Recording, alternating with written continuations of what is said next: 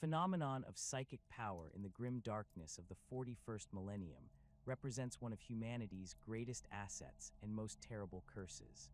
To understand the nature of Psykers, one must first comprehend the fundamental relationship between the material universe and the roiling chaos of the Immaterium, commonly known as the warp.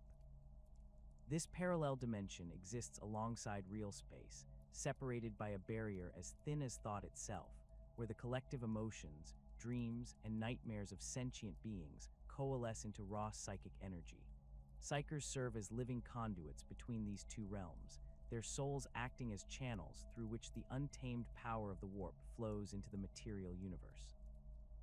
The human soul, when possessed of psychic potential, functions as both antenna and transformer, drawing upon the infinite energies that swirl within the Immaterium and converting them into tangible effects in real space. This process occurs through specialized neural pathways and unique brain structures that develop in psychically active individuals, creating organic mechanisms capable of processing and directing warp energy. The actual manifestation of psychic power requires the psyker to open their consciousness to the warp, creating a deliberate breach in the barrier between dimensions. Through focused will and trained mental discipline, they reach across this threshold to grasp threads of pure psychic force. The energy they draw upon represents the accumulated emotional resonance of countless sentient minds across the galaxy, concentrated into streams of power that can be shaped and directed according to the psyker's intent and ability. This connection operates on multiple levels simultaneously. The psyker's physical brain processes the conscious decision to access their abilities, while deeper structures within their soul establish the actual link to the Immaterium. The interaction between these elements creates what Imperial scholars term the psychic circuit, a feedback loop between mind, soul, and warp that allows for the controlled manifestation of supernatural phenomena.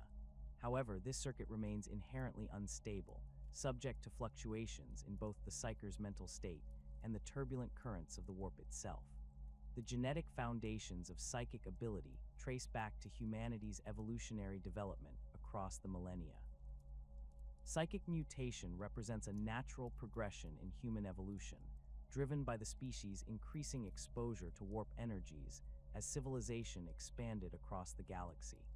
This evolutionary pressure accelerated dramatically during the Dark Age of technology, when humanity's rapid expansion and technological advancement created unprecedented levels of psychic resonance throughout human space. The psychic gene manifests as a complex series of genetic markers that affect both neural development and the fundamental structure of the human soul. These mutations typically remain dormant until triggered by specific environmental factors, emotional trauma, or the natural maturation process during adolescence. The activation of psychic potential often occurs suddenly and violently, with the newly awakened psyker experiencing an overwhelming flood of sensory input from the warp that can drive them to madness or death if not properly managed. Genetic analysis conducted by the Adeptus Mechanicus has identified multiple chromosomal variations associated with psychic ability, though the exact mechanisms remain poorly understood even by the most learned tech priests. The inheritance patterns follow complex rules that defy simple genetic models, suggesting that psychic potential involves factors beyond conventional DNA sequences. Environmental influences during fetal development, exposure to warp phenomena, and even the psychic resonance of the parents all contribute to determining whether a child will manifest psychic abilities. The distribution of psychic genes throughout human populations varies significantly across different worlds and sectors.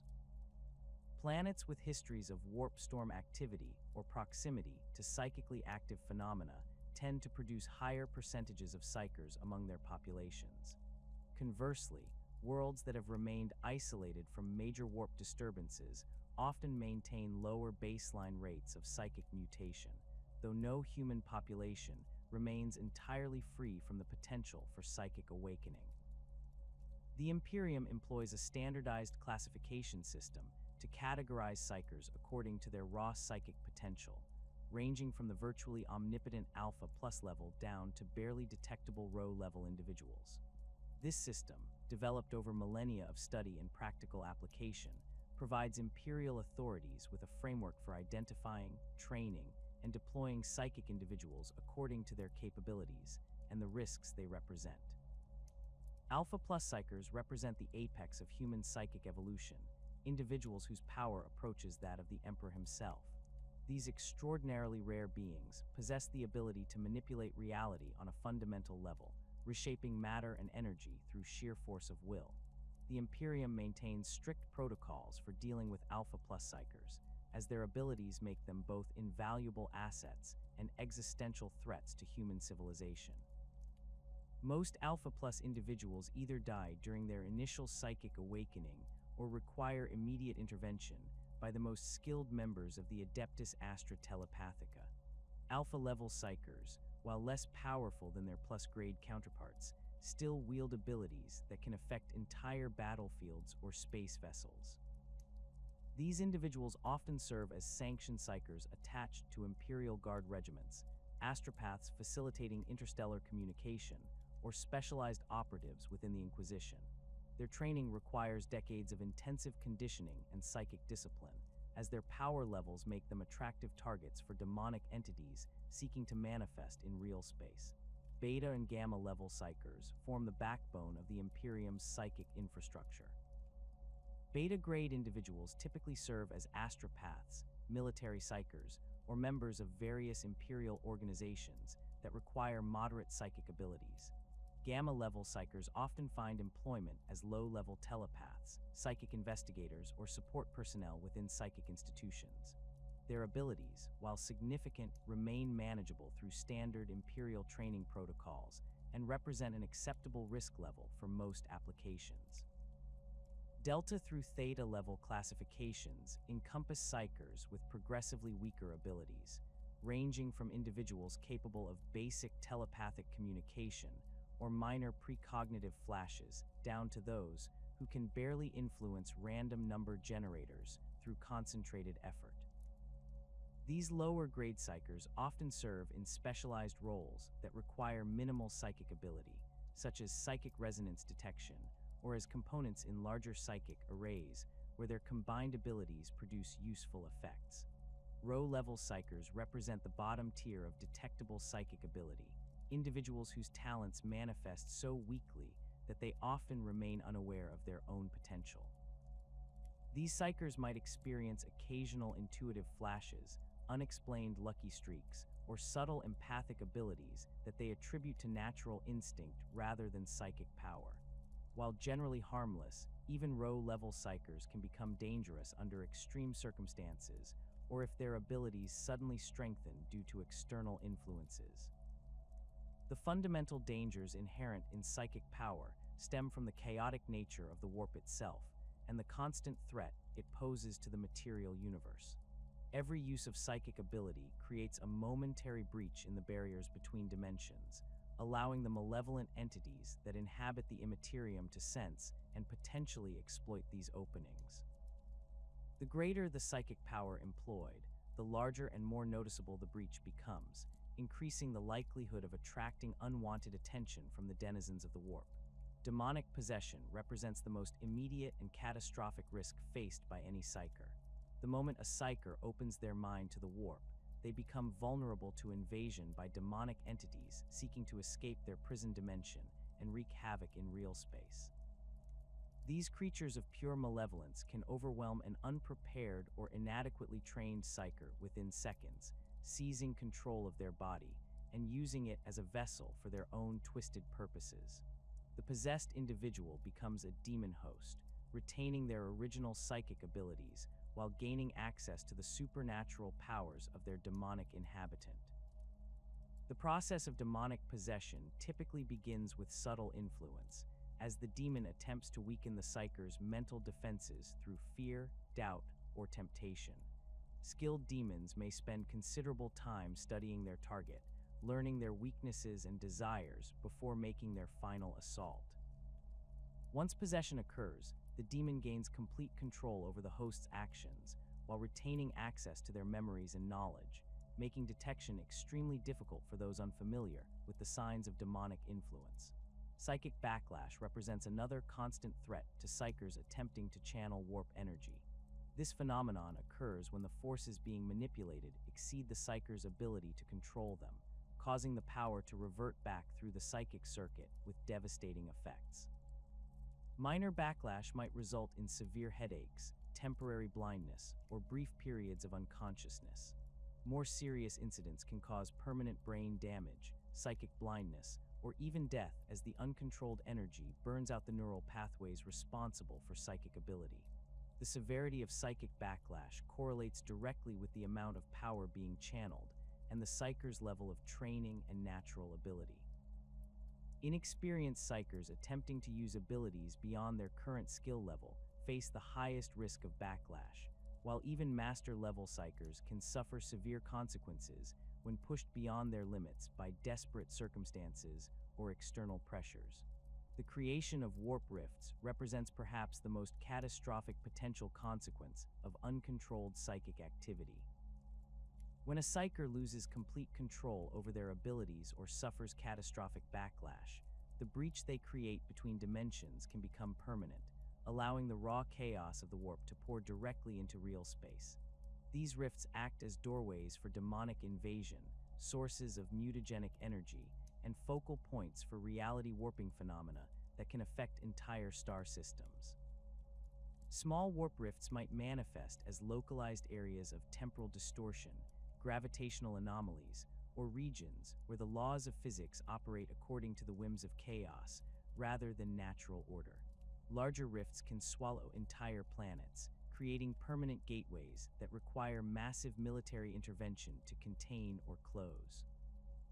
The Great Rift that bisects the galaxy serves as the ultimate example of what can occur when warp energies break free from all constraints, fundamentally altering the nature of space and time across vast regions of the Imperium.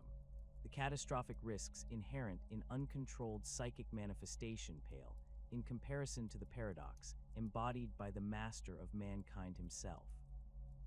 The Emperor of Humanity represents the ultimate expression of human psychic evolution, a being whose power transcends conventional classification systems and whose very existence challenges the fundamental assumptions underlying imperial Psyker doctrine. Born during humanity's prehistoric era through the collective sacrifice of thousands of ancient shamans, the Emperor possesses psychic abilities that dwarf even the most potent Alpha Plus Psykers by orders of magnitude.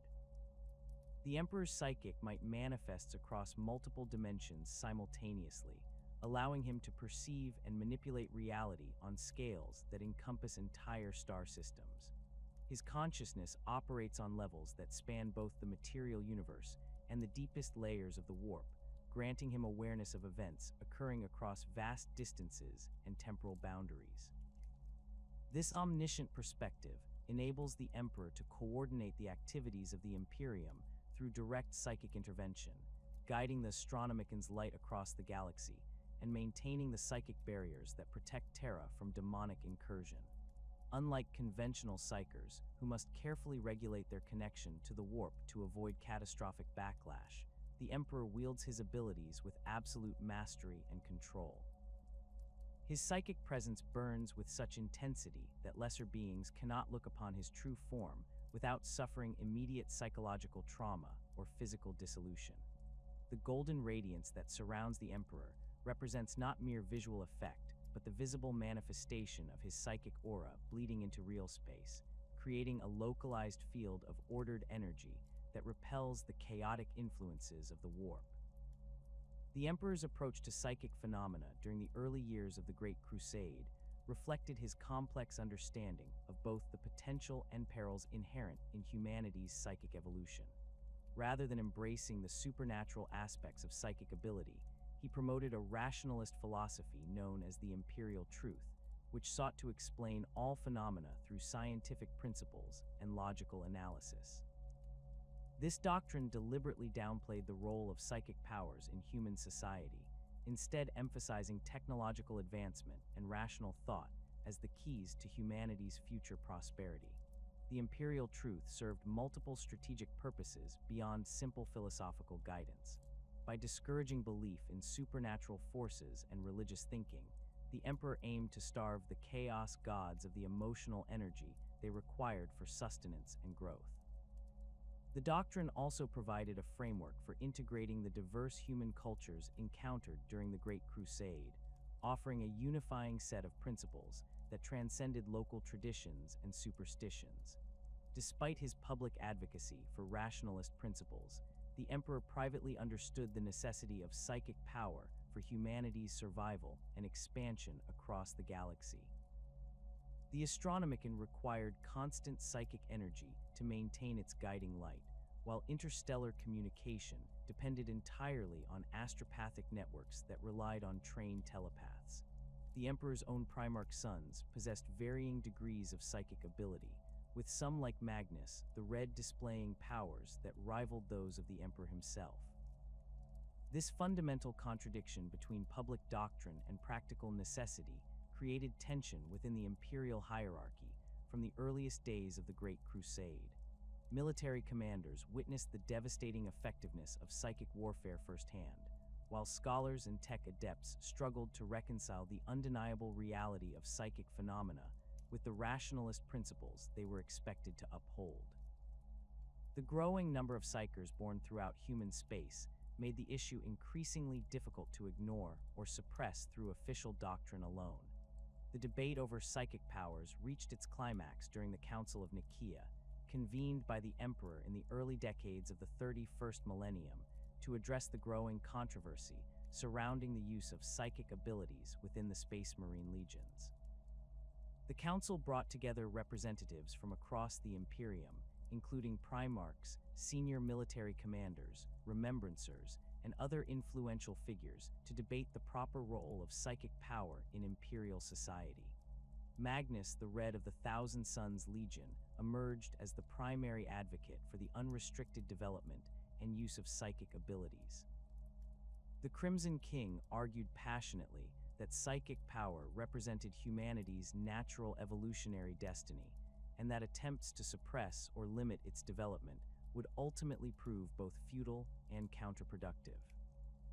Magnus presented extensive evidence of the beneficial applications of psychic ability, citing examples of battlefield prescience saving countless lives, telepathic communication preventing strategic disasters, and psychic healing techniques that surpassed conventional medical treatment. The Primarch of Prospero emphasized the scientific approach his legion had developed towards psychic phenomena, describing the careful research and systematic classification of psychic disciplines that the Thousand Sons had pioneered. Magnus argued that proper education and training could eliminate the dangers associated with psychic power, transforming what many viewed as a chaotic and unpredictable force into a reliable tool for imperial expansion and defense. Standing in opposition to Magnus were several primarchs who viewed psychic powers with deep suspicion and concern. Mortarion of the Death Guard spoke eloquently about the corrupting influence he had witnessed psychic power exert on those who wielded it, describing how even well-intentioned Psykers could become conduits for malevolent forces beyond their understanding or control. The Pale King's arguments carried particular weight due to his personal experiences with psychic tyrants during his youth on Barbaros, where he had witnessed firsthand the devastation that uncontrolled psychic ability could inflict upon innocent populations. Leman Russ of the Space Wolves added his voice to the opposition, though his concerns focused more on the practical dangers of psychic warfare than philosophical objections to supernatural power. The Wolf King argued that Psykers represented unacceptable security risks in military operations, capable of betraying their comrades through mental manipulation or serving as unwitting conduits for enemy infiltration. Russ emphasized the importance of maintaining clear chains of command and reliable communication networks that could not be compromised by psychic interference or demonic influence. The debates continued for days, with each side presenting compelling arguments supported by extensive evidence and personal testimony. Supporters of psychic development pointed to the undeniable strategic advantages that trained Psykers provided, while opponents highlighted the catastrophic consequences that could result from psychic accidents or deliberate misuse of power. The council heard testimony from military commanders who had witnessed psychic warriors single-handedly turn the tide of crucial battles, as well as survivors of incidents where uncontrolled psychic manifestations had devastated entire regiments or settlements. Throughout the proceedings, the emperor listened carefully to all arguments while maintaining his characteristic inscrutability regarding his final decision. His interventions in the debates were minimal but pointed, asking specific questions that forced speakers to examine the logical foundations of their positions and consider implications they might have overlooked. The Master of Mankind's presence dominated the council chamber, his psychic aura creating an atmosphere of heightened awareness and intellectual clarity that elevated the quality of discourse beyond normal human limitations. The emperor's final edict reflected his pragmatic approach to the complex issues surrounding psychic power within the Imperium. Rather than completely banning or unreservedly endorsing psychic abilities, he established a framework of strict regulations and oversight mechanisms designed to maximize the benefits while minimizing the risks.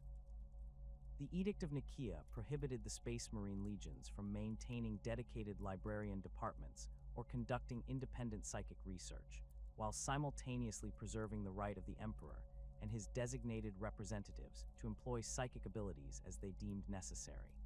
Under the new regulations, all psychic activity within the imperial military would be subject to direct oversight by specially trained personnel answerable to the emperor himself.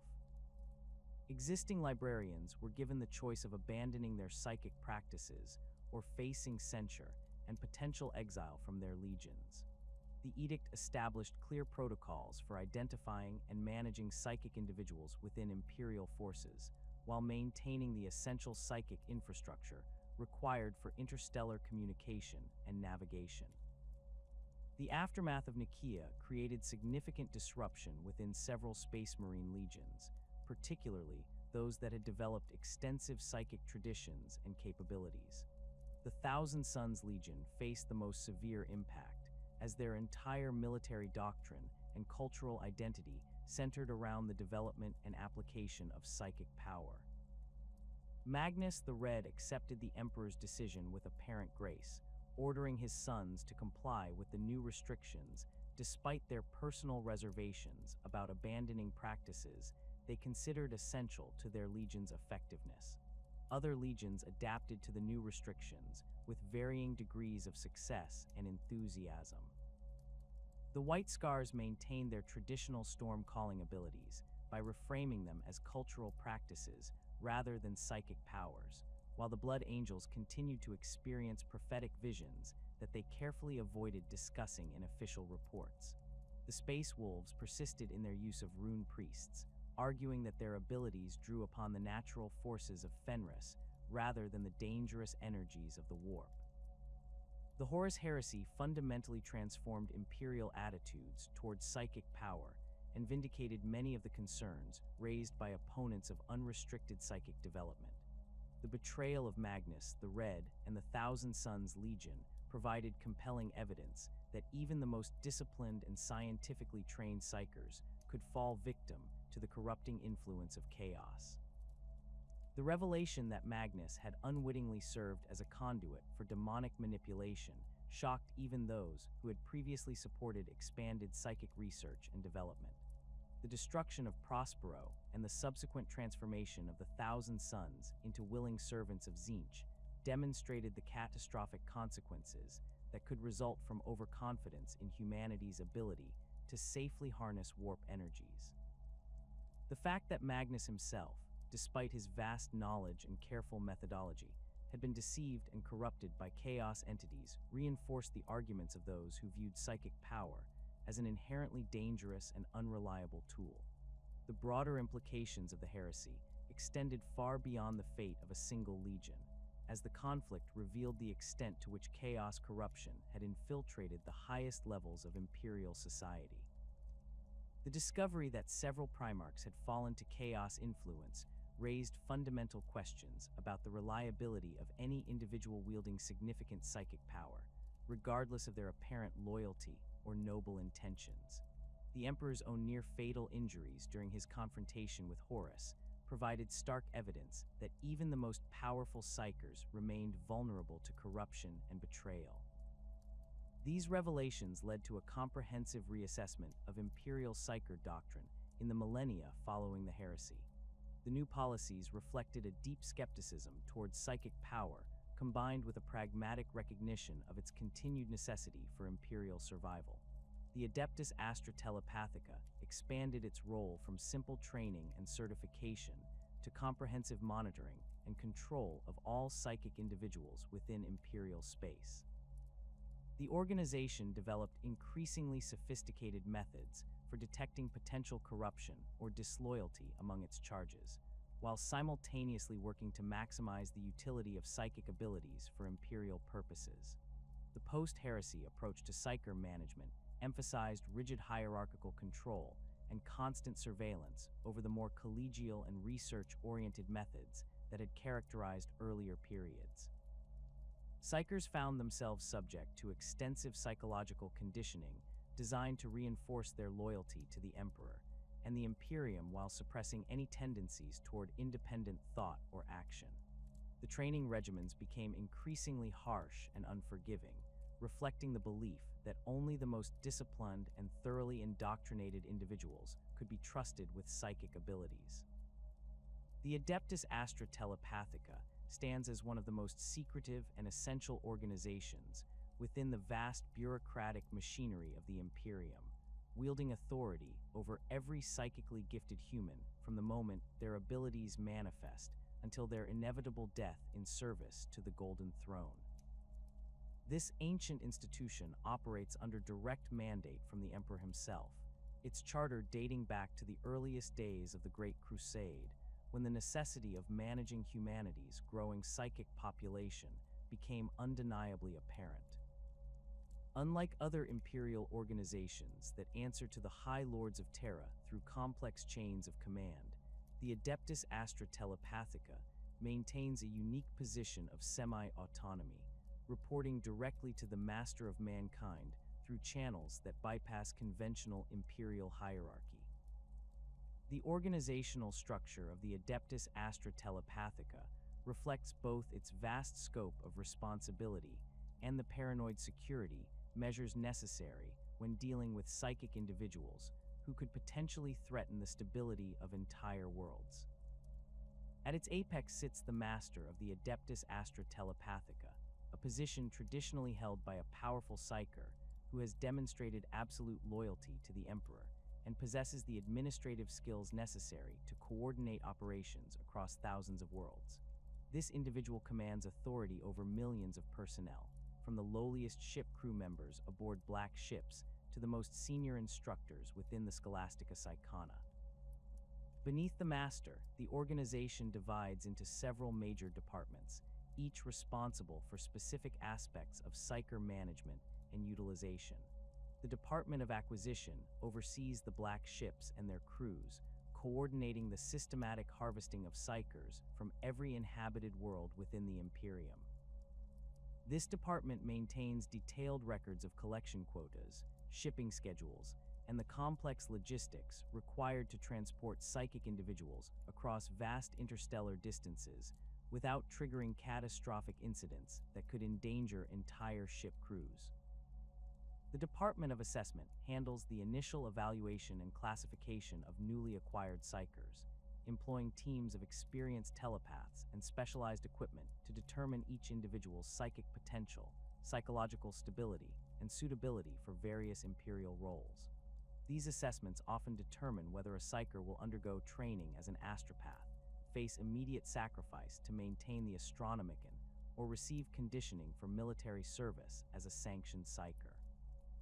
The department's work requires extraordinary precision, as misclassification can result in either wasted potential or catastrophic security breaches.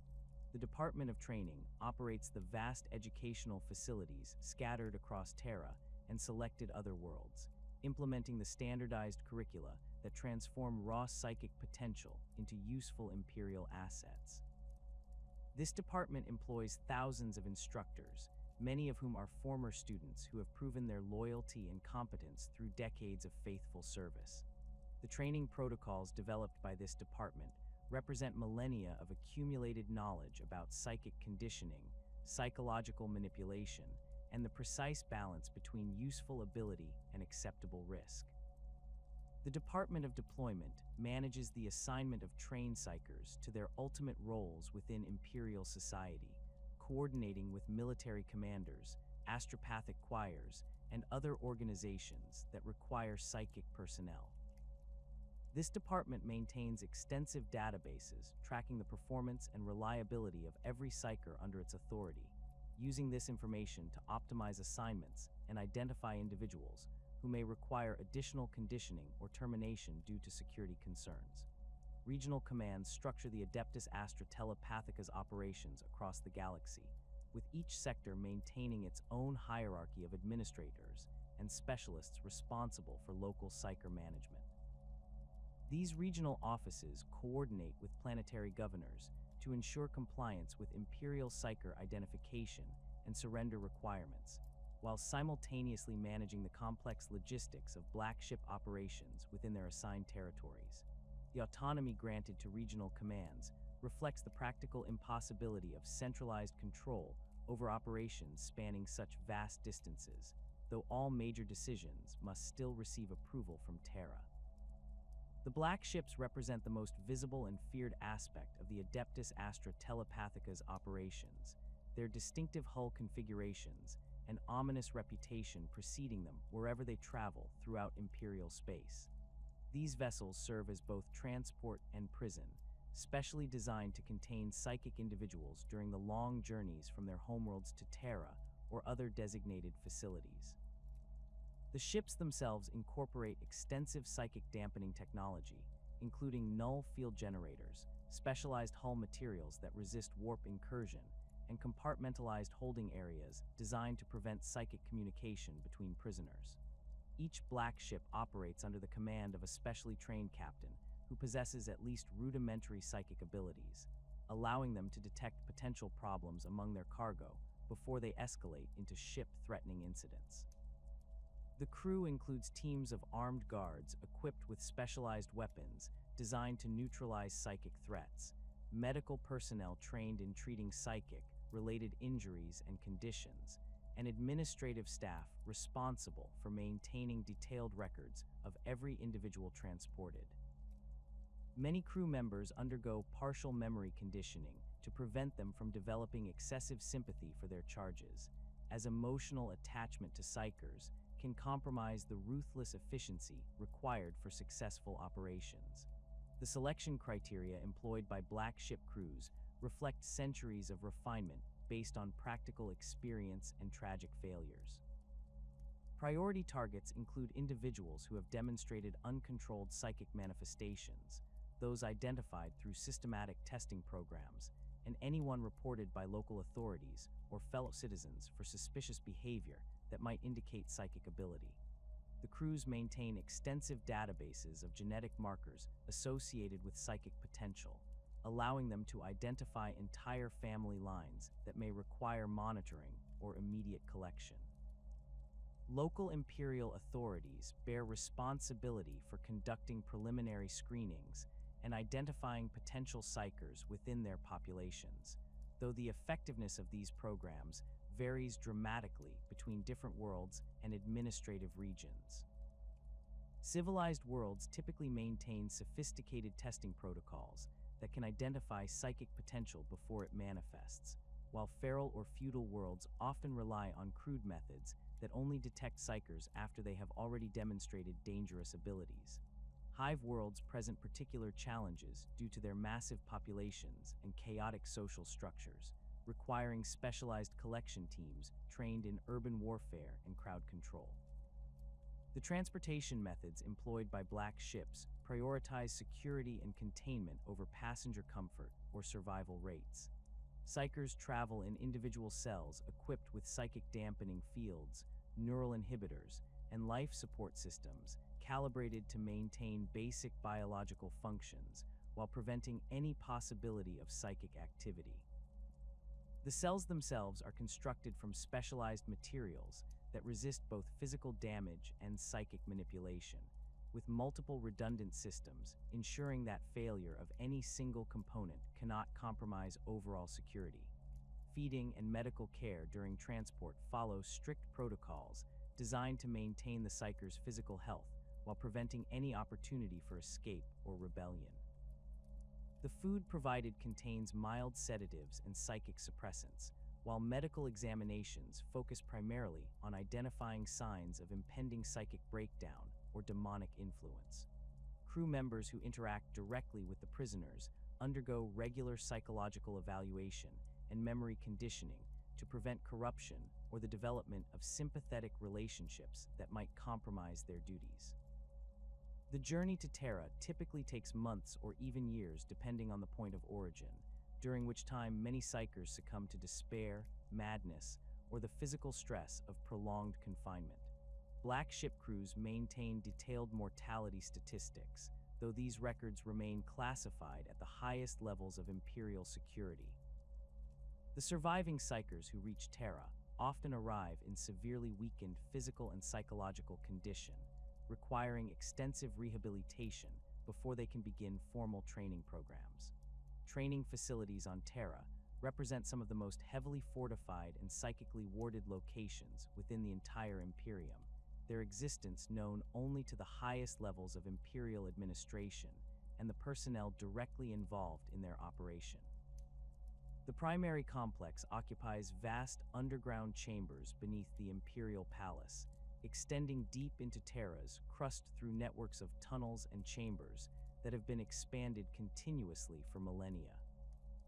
These facilities incorporate the most advanced psychic containment technology available to Imperial science, including reality anchors that prevent localized warp incursions, null field generators that can suppress psychic activity across entire sections, and emergency systems capable of sealing and sterilizing compromised areas within seconds.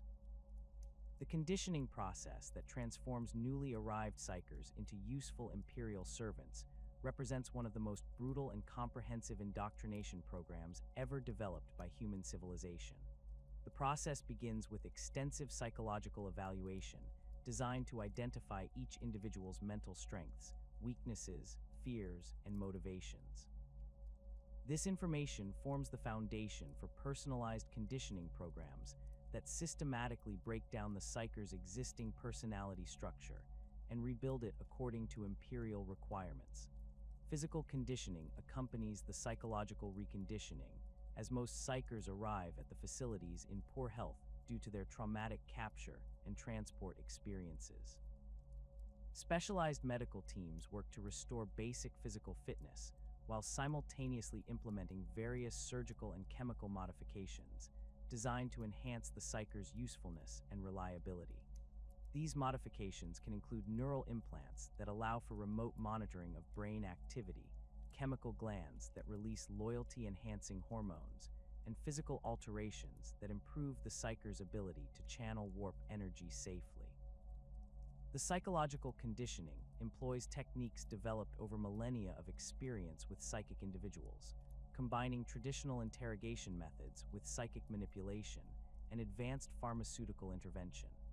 Subjects undergo systematic memory modification designed to eliminate attachments to their previous lives while implanting artificial memories that reinforce loyalty to the Emperor and the Imperium. The process typically requires months or years to complete, with many subjects suffering permanent psychological damage or complete mental breakdown during the more intensive phases.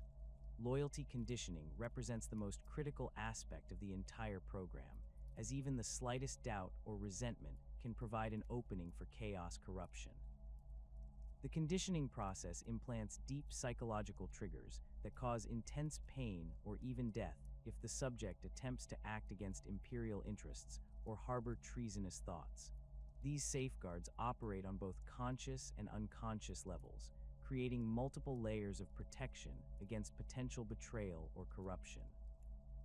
The Scholastica Psykana curriculum encompasses the theoretical and practical education that trained Psykers receive following their initial conditioning, covering everything from basic warp theory to advanced techniques for specific psychic disciplines. The curriculum has evolved continuously throughout Imperial history, incorporating lessons learned from countless successes and failures in the field. Students receive instruction in Imperial history, focusing particularly on the dangers of chaos and the necessity of absolute loyalty to the Emperor, while simultaneously learning the practical skills required for their intended roles. Theoretical instruction covers the fundamental nature of psychic power, the structure and dangers of the warp, and the various entities that inhabit the Immaterium. Students learn to recognize the signs of demonic influence, understand the mechanisms by which chaos corruption spreads, and develop the mental disciplines necessary to resist temptation and manipulation. This education includes extensive study of historical incidents where Psykers have fallen to chaos, providing concrete examples of the consequences that await those who fail to maintain proper vigilance and discipline. Practical training varies significantly depending on the student's intended specialization, though all Psykers receive basic instruction in psychic defense, warp navigation principles, and emergency containment procedures. Students learn to establish and maintain psychic shields, detect hostile psychic activity, and coordinate their abilities with other Psykers in team environments. The training emphasizes precision and control over raw power, teaching students to accomplish specific tasks with minimal risk rather than attempting to maximize their psychic output. Astropathic specialization represents one of the most demanding and prestigious tracks within the Scholastica Psykana, preparing students for careers in interstellar communication that will span decades or centuries of faithful service. Astropathic candidates undergo the soul-binding ritual that permanently links them to the Emperor's psychic presence, a process that blinds them physically while enhancing their psychic perception to levels that allow for communication across interstellar distances. The training that follows soul binding focuses on developing the precise control and endurance necessary for long-range telepathic communication, including techniques for encoding and decoding complex messages, maintaining contact across vast distances, and coordinating with other astropaths in choir formations. Military Psyker specialization prepares students for deployment as sanctioned Psykers attached to Imperial Guard regiments, Space Marine chapters, or other military formations. These individuals receive extensive combat training in addition to their psychic education, learning to integrate their supernatural abilities with conventional military tactics and equipment. The curriculum covers battlefield telepathy, combat prescience, psychic attacks against enemy forces, and defensive techniques for protecting friendly troops from hostile psychic activity. Military Psykers also receive specialized training in recognizing and countering the psychic abilities commonly employed by various Xeno species and chaos cultists. Specialized roles within the Adeptus Telepathica itself offer career paths for Psykers who demonstrate exceptional ability and loyalty during their training. These positions include instructors within the Scholastica Psykana, interrogators who specialize in extracting information from captured Psykers, and researchers who study new psychic phenomena and develop improved training techniques. The most trusted and capable individuals may eventually qualify for positions aboard black ships or within the administrative hierarchy of the organization itself. The assessment and selection process for different specializations relies on comprehensive evaluation of each student's psychic potential, psychological profile, and demonstrated reliability during training. Instructors maintain detailed records of every student's progress, noting strengths and weaknesses that might influence their suitability for specific roles. The final assignments often reflect not only the student's capabilities, but also the current needs of the Imperium and the availability of positions within various organizations.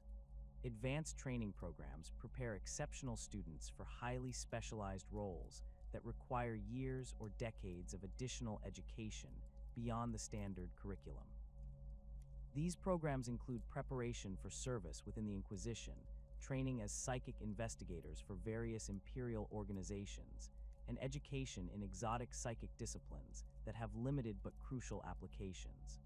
Access to advanced training represents both an honor and a burden, as students who qualify for these programs face increased scrutiny and higher expectations throughout their careers. The graduation process marks the formal transition from student to active imperial servant, though the relationship with the Adeptus Archives continues throughout the individual's career. Graduates receive their final assignments, along with detailed instructions regarding their duties, reporting requirements, and the consequences of failure or betrayal. Many also receive implanted monitoring devices that allow the organization to track their activities and intervene if necessary to prevent security breaches or corruption incidents. The Astronomicon stands as the single most crucial psychic construct in human history, a beacon of pure psychic energy that pierces the roiling chaos of the warp to guide imperial vessels across the galaxy.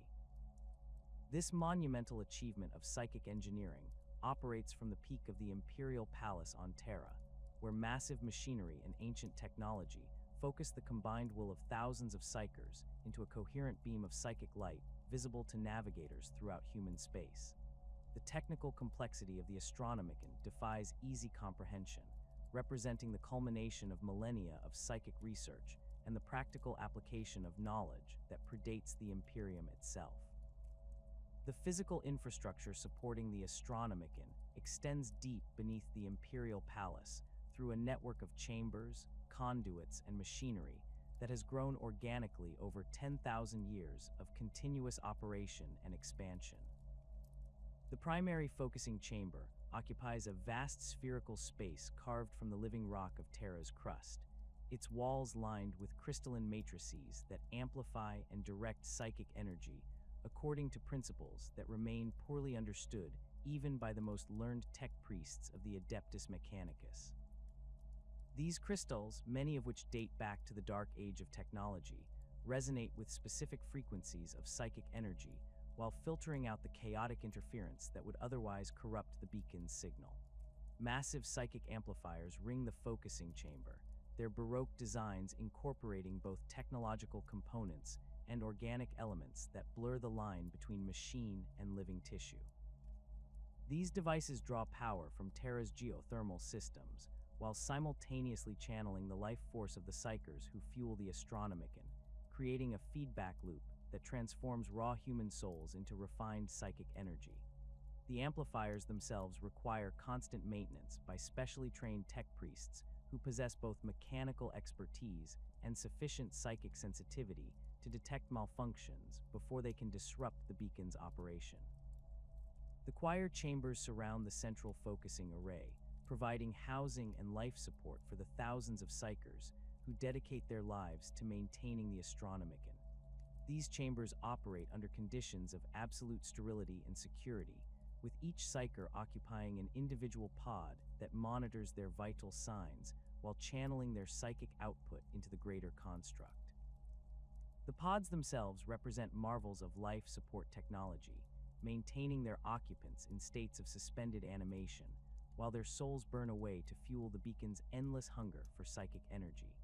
The selection process for Astronomicon Psykers draws from the same pool of individuals processed by the Adeptus Archives, though only those who demonstrate specific combinations of psychic potential and psychological resilience qualify for this ultimate service to the Emperor. These Psykers typically possess beta or gamma level abilities, strong enough to contribute meaningfully to the beacon's power requirements while remaining manageable within the complex psychic matrix that governs the Astronomicon's operation. Higher grade Psykers often prove too powerful for stable integration into the choir, while weaker individuals cannot sustain the energy output required for effective participation. The preparation process for Astronomicon service involves extensive conditioning beyond the standard Scholastica Psykana curriculum, focusing specifically on the mental disciplines required for collective psychic work and the psychological preparation necessary for willing self-sacrifice. Candidates undergo surgical modification to improve their compatibility with the life support systems, including the installation of neural interfaces that allow direct connection to the Astronomicon's control mechanisms. These modifications typically include pain suppressors to ease the physical agony of having one's soul gradually consumed, memory dampeners to prevent psychological breakdown during the burning process, and loyalty enhancers to ensure absolute dedication to their sacred duty. The daily operation of the Astronomicon requires the sacrifice of approximately 1,000 Psykers, their life force consumed entirely within 24 hours of entering the choir chambers. This staggering rate of consumption necessitates a constant supply of fresh Psykers from across the Imperium, creating logistical challenges that strain even the vast resources of the Adeptus Telepathica. The Black Ships maintain specialized routes dedicated specifically to supplying the Astronomicon, their holds filled with Psykers who have already been conditioned for immediate integration into the beacon systems upon arrival at Terra. The burning process itself remains largely mysterious even to those who oversee the Astronomicon's operation. As the Psykers who enter the choir chambers rarely retain consciousness long enough to describe their experiences. Medical monitoring suggests that the process involves the gradual dissolution of the individual's soul, with their psychic essence being drawn into the beacon's matrix, while their physical body withers and dies. The few Psykers who have survived brief exposure to the Astronomicon systems describe experiences of overwhelming unity with the Emperor's will, accompanied by visions of the galaxy's vast scope and humanity's struggle for survival among the stars. The psychic resonance generated by the Astronomicon creates secondary effects that extend far beyond its primary function as a navigational beacon. The concentrated psychic energy radiating from Terra influences the local warp currents throughout the Sol system, creating zones of relative stability that protect the Imperium's capital from the worst effects of warp storms and demonic incursion. This protective effect has grown stronger over the millennia as the Astronomicon's power has increased, though it comes at the cost of creating a psychic dead zone around Terra that interferes with other forms of psychic communication and divination. The beacon's light appears differently to various types of psychic perception, with navigators seeing it as a brilliant golden star that outshines all other psychic phenomena in the galaxy. Astropaths perceive the Astronomicon as a constant background presence that provides reference points for their interstellar communications, while other Psykers often experience it as a source of comfort and stability that helps anchor their consciousness during dangerous psychic endeavors. The Emperor's own psychic presence permeates every aspect of the beacon's operation, his will guiding the transformation of raw psychic energy into the coherent signal that has guided Imperial ships for 10 millennia. The process of soul binding represents one of the most sacred and terrifying rituals within the Imperium, permanently linking selected Psykers to the Emperor's psychic presence through a ceremony that fundamentally alters their nature as human beings. This ancient rite takes place within specially consecrated chambers deep beneath the Imperial Palace, where the Emperor's psychic presence burns with such intensity that unprotected individuals would be instantly incinerated by exposure to his divine essence.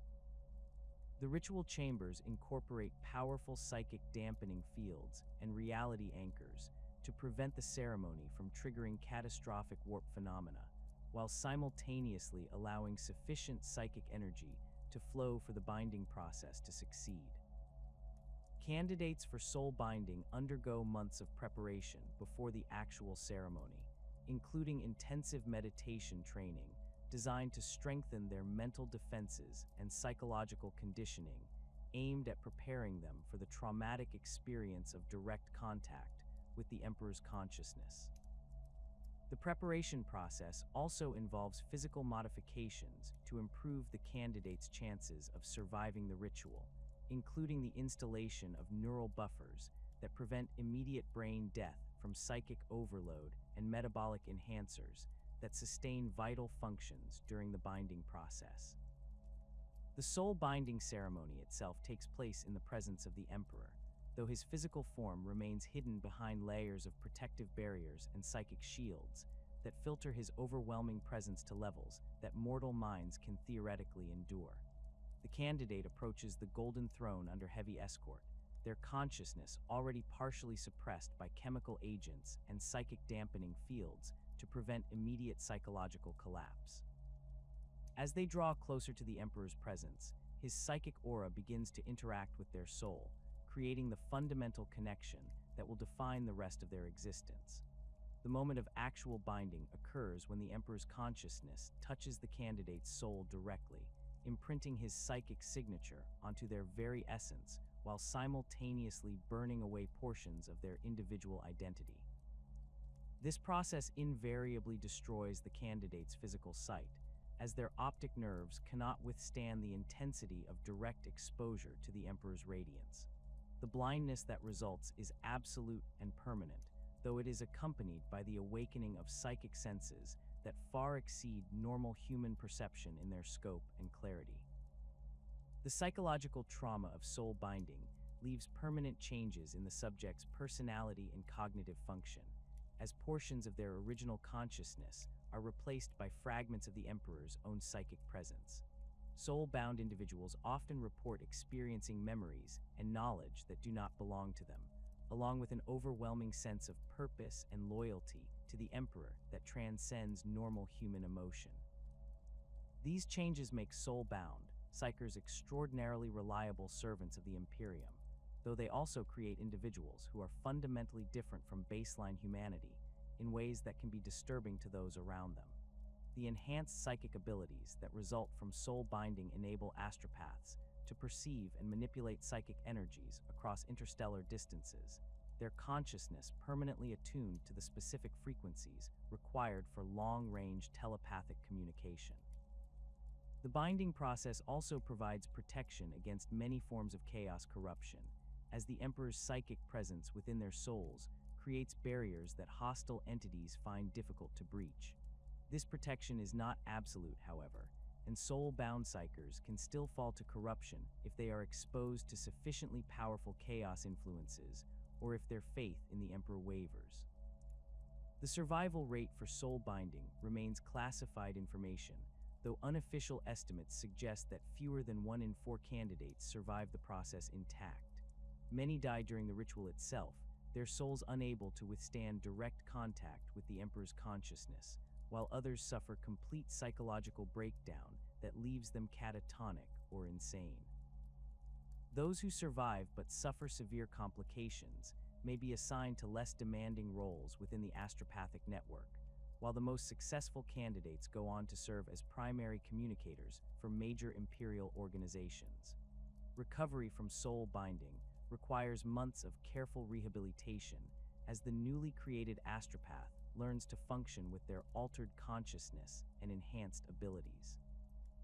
This period involves intensive training in the specific techniques required for interstellar communication, including message encoding protocols, psychic shielding methods, and the complex procedures required for coordinating with other astropaths in choir formations.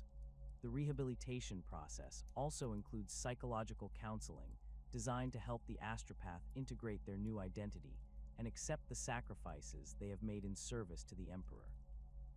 Astropathic communication networks form the backbone of imperial administration and military coordination, enabling instantaneous contact between worlds separated by thousands of light-years of hostile space. These networks operate through a complex hierarchy of communication nodes, with major hub worlds maintaining large astropathic choirs capable of handling high-volume message traffic, while smaller installations provide local coverage for individual systems or sectors. The network structure reflects both practical considerations about psychic range and signal strength, as well as strategic concerns about maintaining communication redundancy in case of enemy action or natural disasters. Primary communication hubs typically occupy fortified installations on heavily defended Imperial worlds, their locations chosen to maximize coverage while minimizing vulnerability to enemy attack. These facilities house dozens or hundreds of astropaths working in coordinated teams, their combined psychic output enabling communication across vast distances that would be impossible for individual telepaths to bridge. The hubs incorporate sophisticated psychic amplification equipment and reality anchors that stabilize local warp conditions, creating optimal environments for long-range telepathic contact. The encoding process for astropathic messages involves multiple layers of protection designed to prevent interception, corruption, or misinterpretation during transmission. Messages begin as conventional text or data, which trained cipher clerks convert into symbolic representations that can be transmitted telepathically without losing essential meaning. These symbols are then embedded within psychic constructs that include authentication codes, error-checking mechanisms, and protective wards designed to prevent tampering during transmission through the warp. Astropaths transmitting messages must first establish psychic contact with their intended recipients, a process that requires precise knowledge of the target's psychic signature and current location. This initial contact phase can take hours or even days when attempting to reach distant systems, as the transmitting astropath must navigate the chaotic currents of the warp while searching for the specific psychic resonance of their counterpart. The process becomes more difficult as distance increases, with communications beyond certain ranges requiring relay stations or choir formations to boost signal strength. The actual transmission of encoded messages occurs through direct psychic contact between the sending and receiving astropaths, with the information passing from one consciousness to another in the form of structured thought patterns and symbolic imagery. This process requires extraordinary concentration and mental discipline from both participants, as any lapse in focus can result in message corruption or complete transmission failure. The psychic strain of long-range communication often leaves astropaths exhausted for days after major transmissions, limiting the frequency with which they can attempt contact with distant locations. Transmission delays in astropathic communication vary dramatically depending on distance, local warp conditions, and the skill of the participating astropaths. Messages between nearby systems within the same sector might be transmitted and acknowledged within hours, while communications across the galaxy can take weeks or months to complete. Warp storms and other psychic disturbances can further delay or completely prevent message transmission, creating communication blackouts that can last for years in severely affected regions.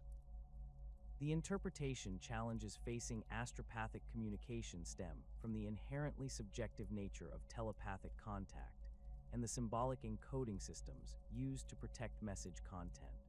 Receiving astropaths must decode not only the explicit symbolic content of transmitted messages, but also the emotional and contextual information that accompanies psychic communication. This process requires extensive training in both cipher techniques and psychological analysis, as misinterpretation of critical messages can have catastrophic consequences for Imperial operations.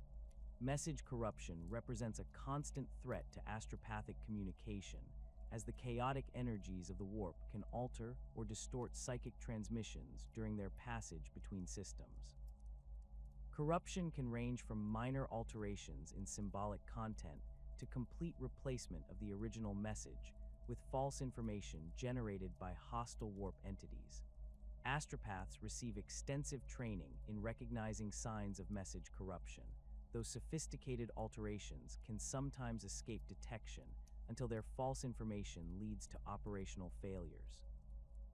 Quality control measures for astropathic networks include redundant transmission protocols that require important messages to be sent through multiple channels, authentication systems that verify the identity of sending astropaths, and regular testing of communication links to identify potential problems before they affect critical operations.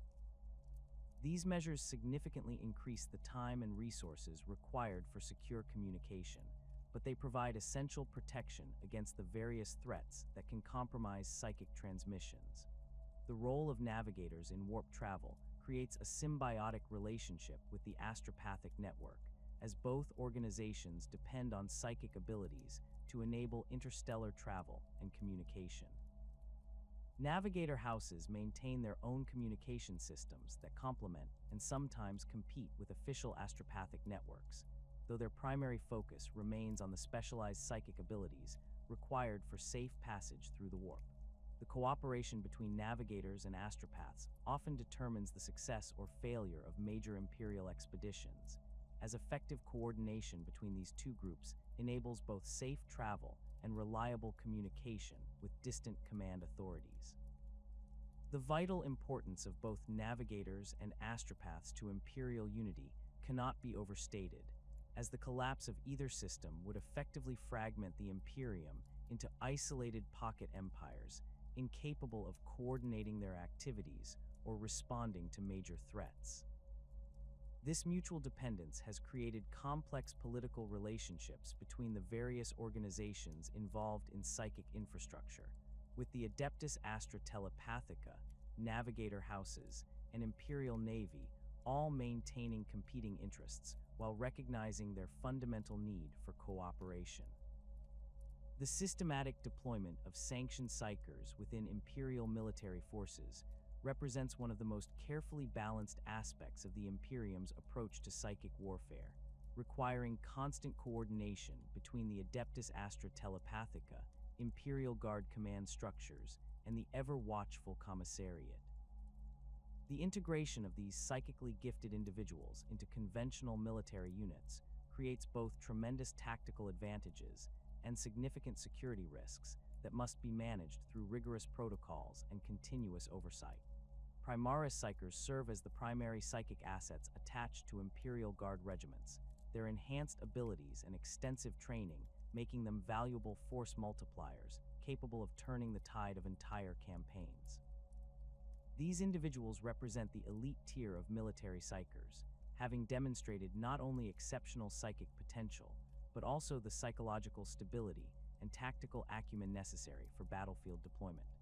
The selection process for Primaris Psyker candidates draws from the upper echelons of Scholastica Psykana graduates, typically individuals who have shown proficiency in multiple psychic disciplines while maintaining perfect records of loyalty and reliability. The training regimen for Primaris Psykers extends far beyond the standard military psyker curriculum, incorporating advanced tactical instruction, leadership development, and specialized techniques for coordinating psychic abilities with conventional military operations. These psychers learn to function as both independent operators and integral members of command staff, their enhanced perception and divination abilities providing crucial intelligence gathering capabilities that complement their offensive psychic powers. The training emphasizes adaptability and quick decision-making, as battlefield conditions rarely allow for the careful preparation and controlled environments that characterize training exercises. Primaris Psykers typically receive assignment to regimental headquarters or specialized companies where their abilities can have maximum impact on overall tactical effectiveness. Their role encompasses strategic reconnaissance through psychic scrying, communication enhancement through telepathic networks, and direct combat support through offensive psychic disciplines.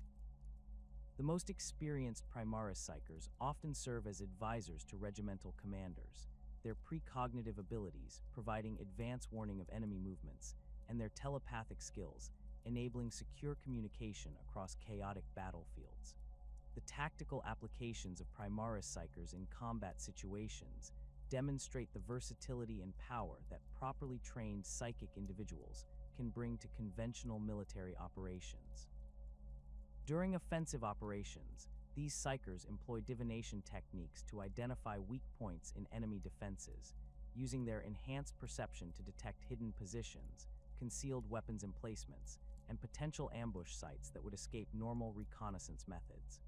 Their ability to perceive through psychic senses allows them to gather intelligence even when visual observation proves impossible due to terrain, weather conditions, or enemy countermeasures. Defensive operations benefit enormously from Primaris Psyker capabilities, particularly their talent for detecting incoming threats through precognitive flashes and psychic resonance. These abilities prove especially valuable against enemies who employ stealth tactics or possess supernatural concealment abilities, as psychic perception can penetrate many forms of mundane and supernatural camouflage. Primaris Psykers stationed with defensive formations often serve as early warning systems, their enhanced senses providing crucial minutes or hours of advance notice that allow defending forces to prepare appropriate countermeasures. The coordination between Primaris Psykers and conventional military units requires extensive training for both the Psykers themselves and the officers, who must learn to integrate psychic capabilities into their tactical planning. Regular Imperial Guard officers receive basic instruction in working with Psykers, learning to understand the capabilities and limitations of psychic abilities while developing the communication skills necessary for effective coordination. This training emphasizes the importance of clear, specific requests when asking Psykers to employ their abilities, as vague or poorly defined objectives can lead to wasted effort or dangerous misapplication of psychic power. Weadvane Psykers represent a more distributed approach to integrating psychic abilities into Imperial military forces, with these individuals typically assigned to company or platoon-level units, where they provide direct support to smaller tactical formations. Unlike Primaris Psykers, who often operate at the strategic level, Weadvane Psykers focus primarily on immediate battlefield applications of their abilities, using their powers to enhance the effectiveness of the soldiers fighting alongside them. Their training emphasizes practical combat applications over theoretical knowledge, producing Psykers who excel at using their abilities under the intense pressure and chaotic conditions of frontline combat. The selection criteria for Weadvane Psykers favor individuals who demonstrate strong psychic potential combined with excellent physical conditioning and proven ability to function effectively as part of a team. These Psykers typically possess beta or gamma level abilities, powerful enough to make meaningful contributions to combat operations while remaining manageable within the constraints of small unit tactics. The psychological profile required for Weadvane Psyker service emphasizes emotional stability, quick reflexes, and the ability to maintain focus during intense combat situations where split-second decisions can determine the survival of entire squads. Weadvane Psyker training incorporates extensive small unit tactics instruction alongside psychic development, ensuring that these individuals can function effectively as both Psykers and soldiers. They learn to use conventional weapons and equipment, participate in standard military drills, and develop the physical fitness necessary for sustained combat operations. This comprehensive approach produces Psykers who can seamlessly integrate into existing military units without requiring significant modifications to established tactical doctrines or command structures. The specialized equipment issued to Weadvane Psykers reflects their dual role as both psychic assets and conventional soldiers, combining standard Imperial Guard gear with specialized items designed to enhance or focus their psychic abilities. Their primary weapon typically consists of a las pistol or auto pistol suitable for close quarters combat, supplemented by a force rod or similar psychic focus device that helps channel and direct their powers more effectively. The force rod serves multiple functions, acting as both a weapon capable of channeling psychic energy into devastating attacks and a focusing tool that improves the precision and efficiency of psychic techniques. Personal protective equipment for Weadvane Psykers includes standard flak armor modified with psychic dampening circuits that help shield the wearer from hostile psychic attacks while allowing their own abilities to function normally. These modifications represent a delicate balance between protection and functionality, as excessive psychic shielding can interfere with the Psyker's own abilities, while insufficient protection leaves them vulnerable to enemy psychic assault. The armor also incorporates specialized communication equipment that allows the Psyker to maintain contact with both their immediate unit and higher command levels, ensuring that their tactical intelligence can be rapidly disseminated to those who need it most. Additional equipment commonly issued to Weadvane Psykers includes psychic detection devices that help identify enemy Psykers or supernatural threats, medical supplies specifically designed for treating psychic-related injuries, and emergency restraint systems that can be used to contain compromised Psykers who show signs of corruption or loss of control. These items reflect the dual nature of military Psyker deployment, acknowledging both the valuable capabilities these individuals provide and the potential dangers they represent to their own forces. The combat applications of psychic disciplines within Imperial military forces demonstrate the diverse ways in which supernatural abilities can enhance conventional warfare, with each major discipline offering unique tactical advantages that skilled commanders learn to exploit effectively. Biomancy provides perhaps the most immediately practical benefits for military operations, as its focus on manipulating biological systems allows Psykers to heal wounded soldiers, enhance physical capabilities, and inflict devastating injuries on enemy forces. Military biomancers learn to accelerate natural healing processes, enabling critically wounded soldiers to return to combat effectiveness within hours rather than weeks of recovery time. The enhancement aspects of biomancy prove equally valuable in combat situations, as Psykers can temporarily boost the strength, speed, and endurance of friendly forces during crucial moments of battle. These enhancements often prove decisive in close combat situations, where small advantages in physical capability can determine the outcome of entire engagements. Skilled biomancers can coordinate their enhancements across multiple soldiers simultaneously, creating temporary elite units capable of accomplishing objectives that would normally require much larger forces or specialized equipment. Offensive biomancy techniques focus on disrupting enemy biological systems through targeted psychic attacks that can cause instant death, paralysis, or debilitating injury without requiring conventional weapons or ammunition. These abilities prove particularly effective against heavily armored opponents whose protection might deflect conventional attacks, as biomantic assaults target the living tissue beneath armor plating rather than attempting to penetrate protective barriers. The psychological impact of biomantic attacks often exceeds their immediate physical effects, as enemy forces witnessing their comrades collapse without visible wounds frequently experience morale failures that can lead to widespread panic or retreat. Pyromancy offers the most visually spectacular and immediately destructive psychic discipline available to military psykers. Its mastery of fire and heat providing devastating offensive capabilities that can eliminate entire enemy formations or destroy heavily fortified positions. Military pyromancers learn to generate and control flames with precision that exceeds any conventional incendiary weapon, creating targeted attacks that can burn through armor plating, ignite ammunition stores, or incinerate personnel while leaving nearby friendly forces unharmed. The versatility of pyromantic abilities allows skilled practitioners to adapt their techniques to specific tactical situations, from creating walls of flame that block enemy advances to generating intense heat that can melt through blast doors or vehicle armor. The area denial capabilities of pyromancy make it particularly valuable in defensive operations, as pyromancers can create barriers of flame that channel enemy movement into prepared killing zones or prevent hostile forces from accessing critical terrain features.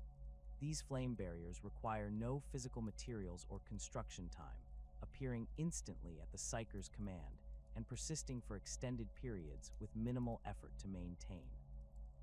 The psychological impact of pyromantic displays often proves as valuable as their direct destructive effects, as few enemies possess the courage to advance through walls of supernatural flame even when tactical necessity demands such action. Specialized pyromantic techniques developed for military applications include the ability to superheat metal objects from a distance, causing enemy weapons to become too hot to handle or triggering ammunition explosions within enemy formations. Advanced practitioners can generate plasma-like temperatures that rival those produced by the most sophisticated Imperial weapons, creating attacks capable of penetrating even the heaviest armor or destroying armored vehicles with single concentrated bursts. The precision possible with trained pyromancy allows Psykers to target specific components of enemy equipment, disabling vehicles by melting critical systems while leaving the overall structure intact for potential salvage or intelligence gathering. Telekinesis provides military Psykers with unparalleled battlefield mobility and tactical flexibility, its mastery of kinetic forces enabling everything from enhanced personal protection to devastating ranged attacks that require no conventional ammunition. Military telekines learn to manipulate objects across significant distances with precision that allows them to disarm enemies, redirect incoming projectiles, or position equipment and supplies in locations that would be impossible to reach through conventional means. The defensive applications of telekinesis prove particularly valuable in urban combat environments where debris and obstacles can be rapidly repositioned to create cover or block enemy movement routes. The offensive potential of telekinetic abilities encompasses both direct attacks using accelerated projectiles and indirect effects that can disable enemy equipment or personnel without causing permanent damage. Skilled telekines can accelerate small objects to velocities that rival conventional weapons, creating devastating attacks that use readily available materials rather than requiring specialized ammunition. These improvised projectiles often prove more effective than conventional weapons against certain types of armor or protective systems, as their unusual nature can bypass defensive measures designed to counter standard military threats. Advanced telekinetic techniques include the ability to manipulate multiple objects simultaneously, creating complex tactical effects that can influence entire battlefield sectors through coordinated application of kinetic force. Master-level practitioners can establish telekinetic shields that deflect incoming attacks while simultaneously launching counterattacks using environmental materials, effectively functioning as one-person weapons platforms with capabilities that exceed those of conventional heavy weapons teams. The versatility of telekinetic abilities allows creative tactical applications that can solve problems or exploit opportunities that would be impossible to address through conventional military methods. Telepathy offers perhaps the most strategically valuable psychic discipline for military applications, its mastery of mental communication and influence providing intelligence, gathering capabilities, and coordination advantages that can determine the outcome of entire campaigns. Military telepaths learn to establish secure communication networks that cannot be intercepted or jammed by conventional electronic warfare techniques, enabling command coordination even in environments where normal communication systems fail completely. These psychic communication networks can span significant distances and operate through physical barriers that would block radio transmissions, providing crucial tactical flexibility in complex operational environments. The intelligence-gathering potential of telepathic abilities extends far beyond simple communication, as skilled practitioners can extract information directly from enemy minds through careful psychological manipulation or outright mental invasion. These techniques prove particularly valuable when dealing with captured prisoners who refuse to cooperate with conventional interrogation methods, though their use requires careful oversight to prevent abuse or the extraction of false information planted by enemy intelligence services.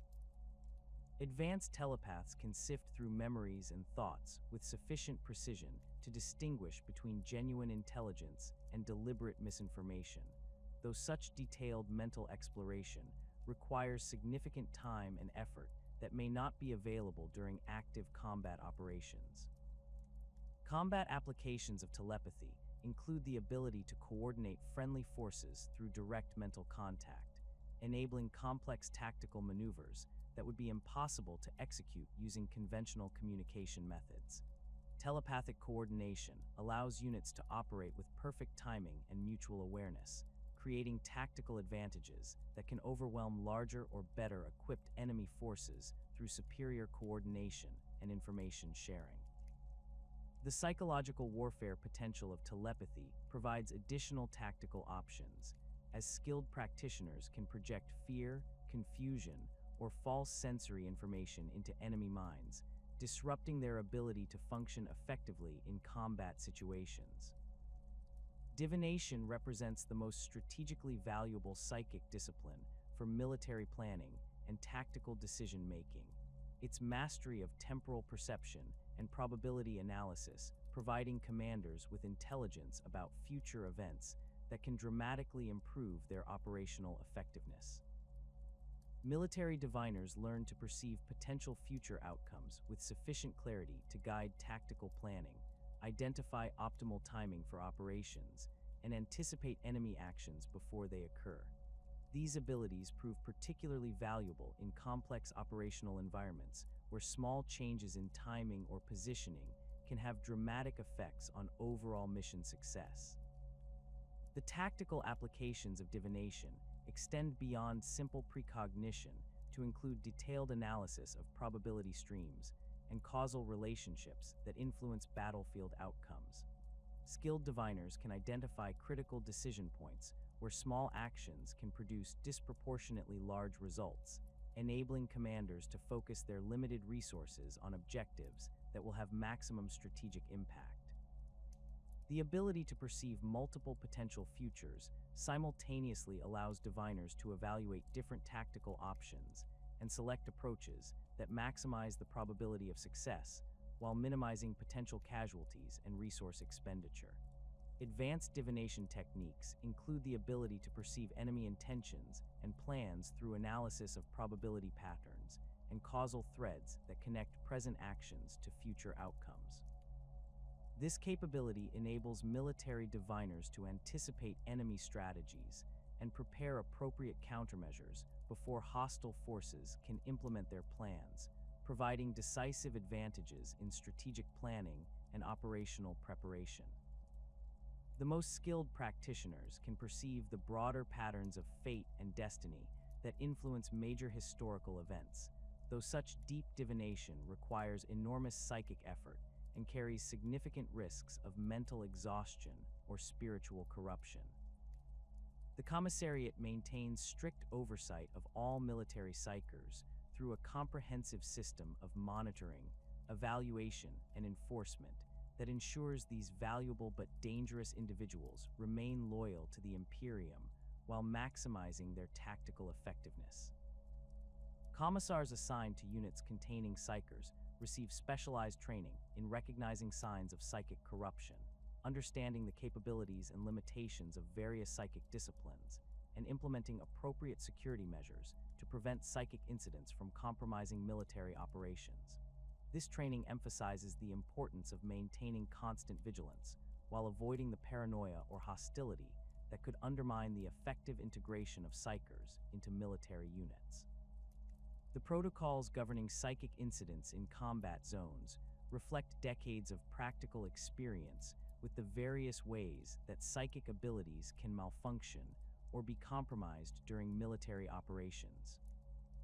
These protocols establish clear chains of command for dealing with psychic emergencies, specify the equipment and personnel required for containing compromised psykers, and outline the procedures for investigating and documenting psychic incidents to prevent similar occurrences in future operations. The protocols also address the difficult decisions that must be made when psychic assets become liabilities, including the circumstances under which summary execution becomes necessary to protect other personnel. Commissars working with psyker units maintain detailed records of each individual's performance, psychological state, and any unusual incidents or behaviors that might indicate developing problems. These records enable early intervention when psykers show signs of stress, corruption, or loss of control, often preventing serious incidents through timely counseling, medical treatment, or temporary removal from combat duties.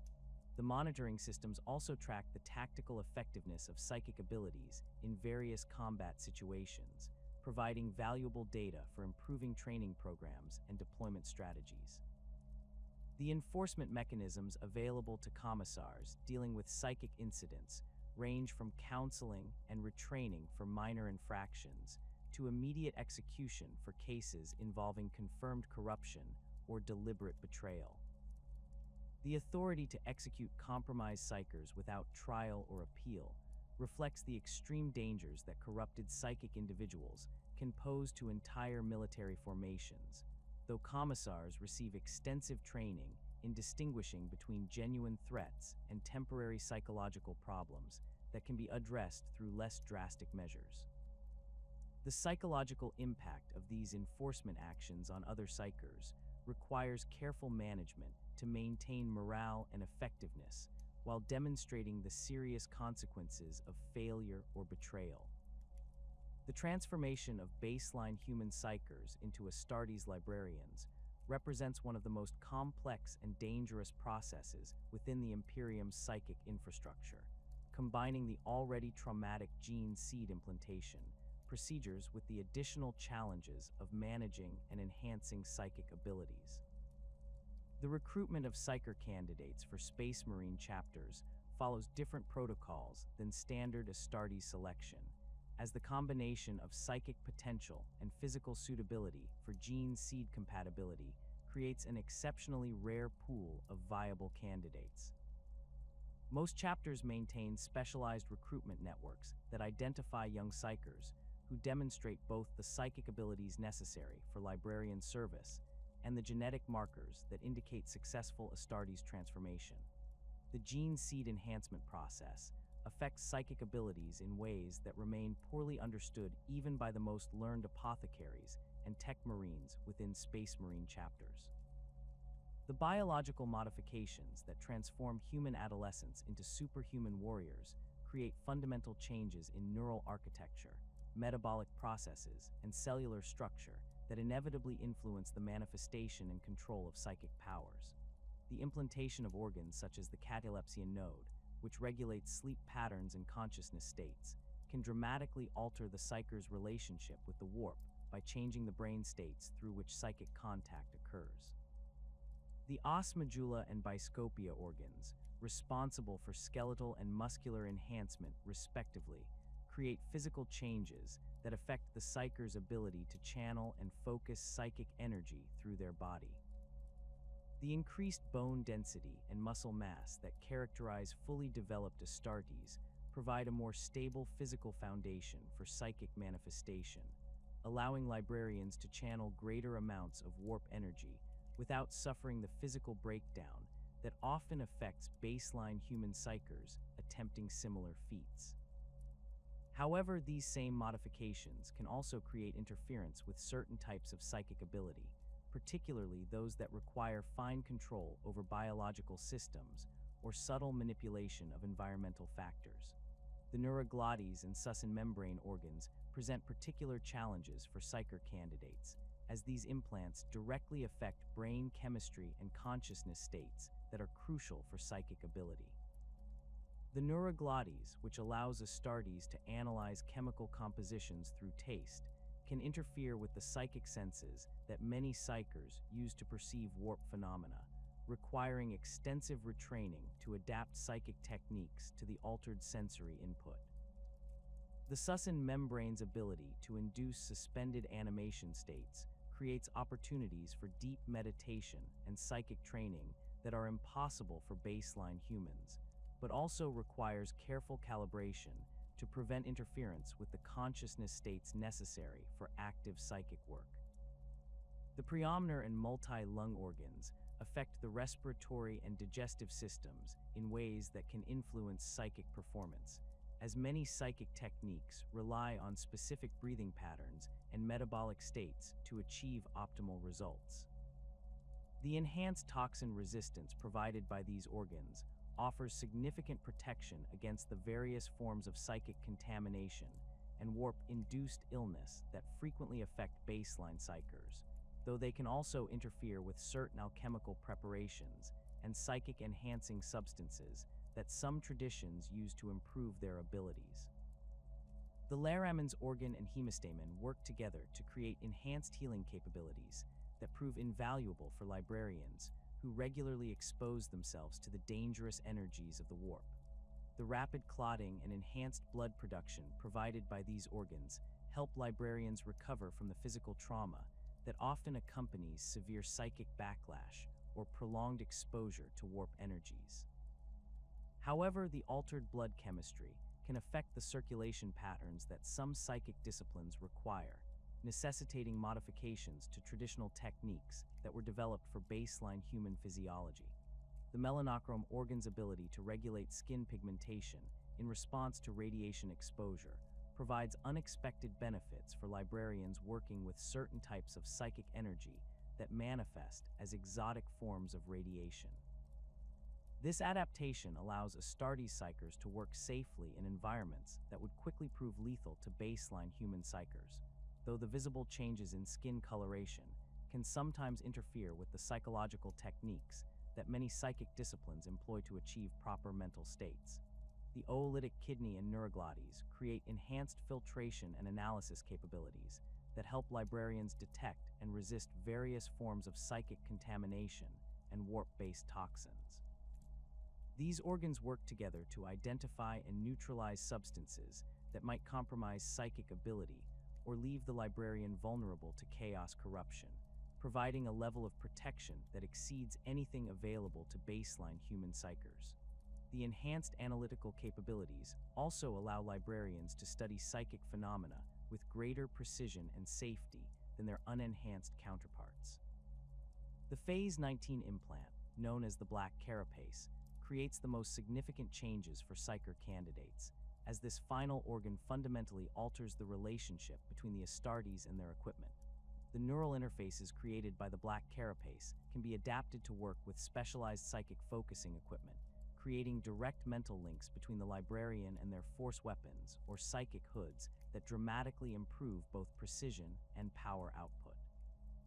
However, the implantation process for Psyker candidates requires extensive modifications to standard procedures, as the psychic energies present in the candidate system can interfere with the organ's integration and create dangerous feedback loops.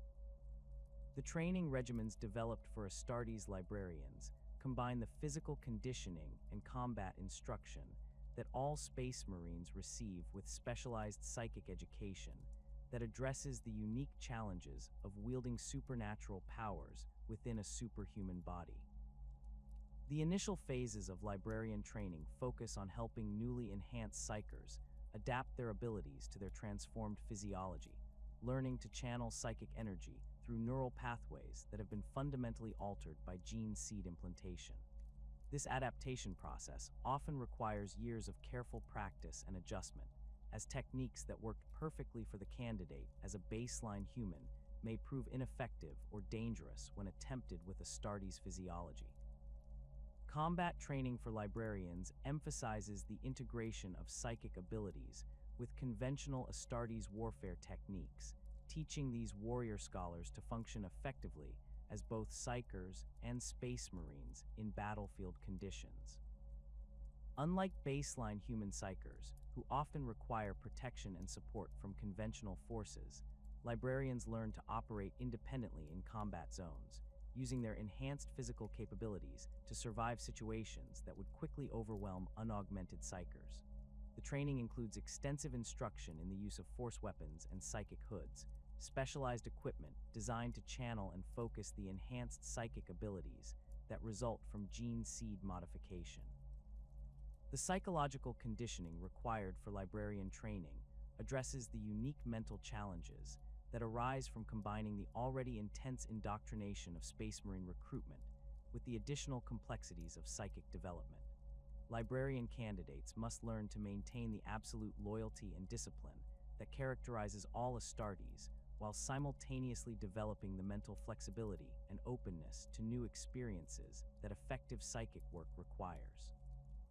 This balance proves particularly challenging given the secretive and often heretical nature of much psychic knowledge, requiring careful psychological preparation to prevent conflicts between the librarian's duties as a Space Marine and their responsibilities as a keeper of forbidden lore. The role of chief librarians within Space Marine chapters extends far beyond simple military command, encompassing responsibilities for maintaining psychic discipline, preserving forbidden knowledge, and serving as spiritual guardians against the various forms of chaos corruption that constantly threat Astartes forces. Chief librarians typically achieve their positions through a combination of exceptional psychic ability, proven loyalty to their chapter, and demonstrated skill in managing the complex psychological and spiritual challenges that affect all Psykers. The selection process for chief librarian positions varies between chapters, though most require candidates to undergo extensive testing that evaluates both their psychic capabilities and their resistance to chaos corruption. The administrative duties of chief librarians include overseeing the recruitment and training of new librarian candidates, maintaining the chapter's collection of psychic texts and artifacts, and coordinating with other imperial organizations that require psychic support or consultation. These responsibilities require chief librarians to maintain extensive networks of contacts within the Adeptus Telepathica, Inquisition, and other Space Marine chapters, sharing information and resources while carefully protecting their own chapter's secrets and proprietary knowledge. The political aspects of these relationships often prove as challenging as the technical aspects, as different organizations frequently maintain competing interests and conflicting approaches to psychic matters. The disciplinary authority of chief librarians encompasses both the standard military discipline that applies to all Space Marines and the specialized oversight required for Psykers who wield dangerous supernatural powers. Chief librarians must constantly monitor their subordinates for signs of psychic corruption, psychological instability, or unauthorized experimentation with forbidden techniques.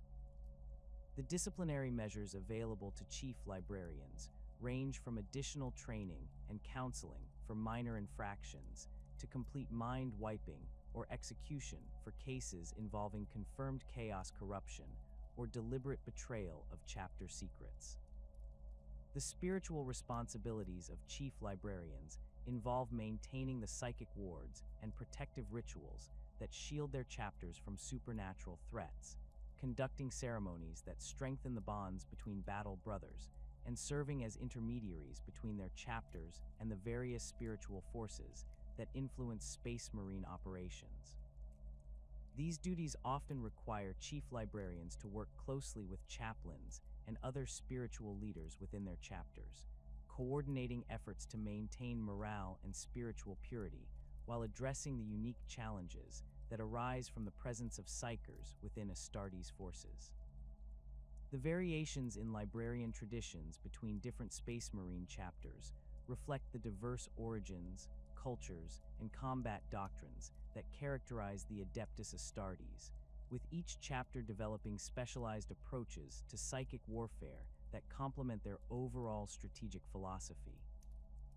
These variations extend beyond simple tactical preferences to encompass fundamental differences in how chapters view the nature of psychic power, the proper relationship between Psykers and their battle brothers, and the acceptable risks associated with wielding supernatural abilities in service to the Emperor. The Blood Angels chapter maintains one of the most complex and troubled relationships with psychic power due to the genetic flaws that affect all sons of Sanguinius, particularly the Black Rage that can transform even the most disciplined battle brothers into berserkers consumed by visions of their Primarch's death.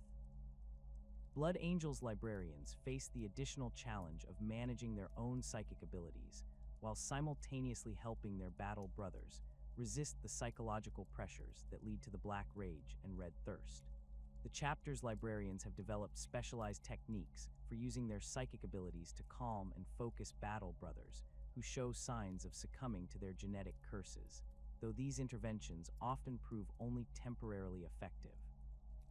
The prophetic abilities that many Blood Angels librarians develop allow them to perceive the onset of the Black Rage in their battle brothers, providing advance warning that enables the chapter to take appropriate measures to contain or channel the affected individuals. These visions often prove traumatic for the librarians themselves, as they must witness the inevitable fate that awaits many of their closest companions while remaining powerless to prevent the genetic destiny that Sanguinius's death curse has imposed upon his sons.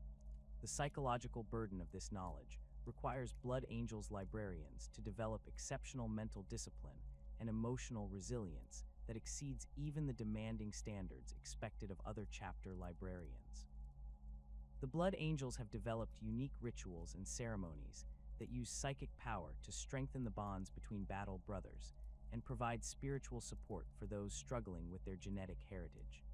These rituals often involve multiple librarians working together to create psychic resonances that reinforce positive emotions and memories while suppressing the violent impulses associated with the red thirst. The effectiveness of these techniques varies considerably between different individuals and circumstances, though they represent one of the few methods available for managing the chapter's genetic flaws without resorting to more drastic measures. The Space Wolves chapter maintains perhaps the most distinctive approach to psychic power among all Space Marine chapters, with their rune priests representing a unique synthesis of shamanic traditions from Fenris and the standardized psychic training provided by the Imperium. The chapter's cultural background emphasizes the connection between psychic abilities and the natural forces of their homeworld, leading to techniques and philosophies that differ significantly from the more academic approaches favored by other chapters. Rune priests learn to draw upon what they perceive as the spiritual essence of Fenris itself, channeling psychic energy through rituals and symbols that reflect the planet's harsh environment and warrior culture.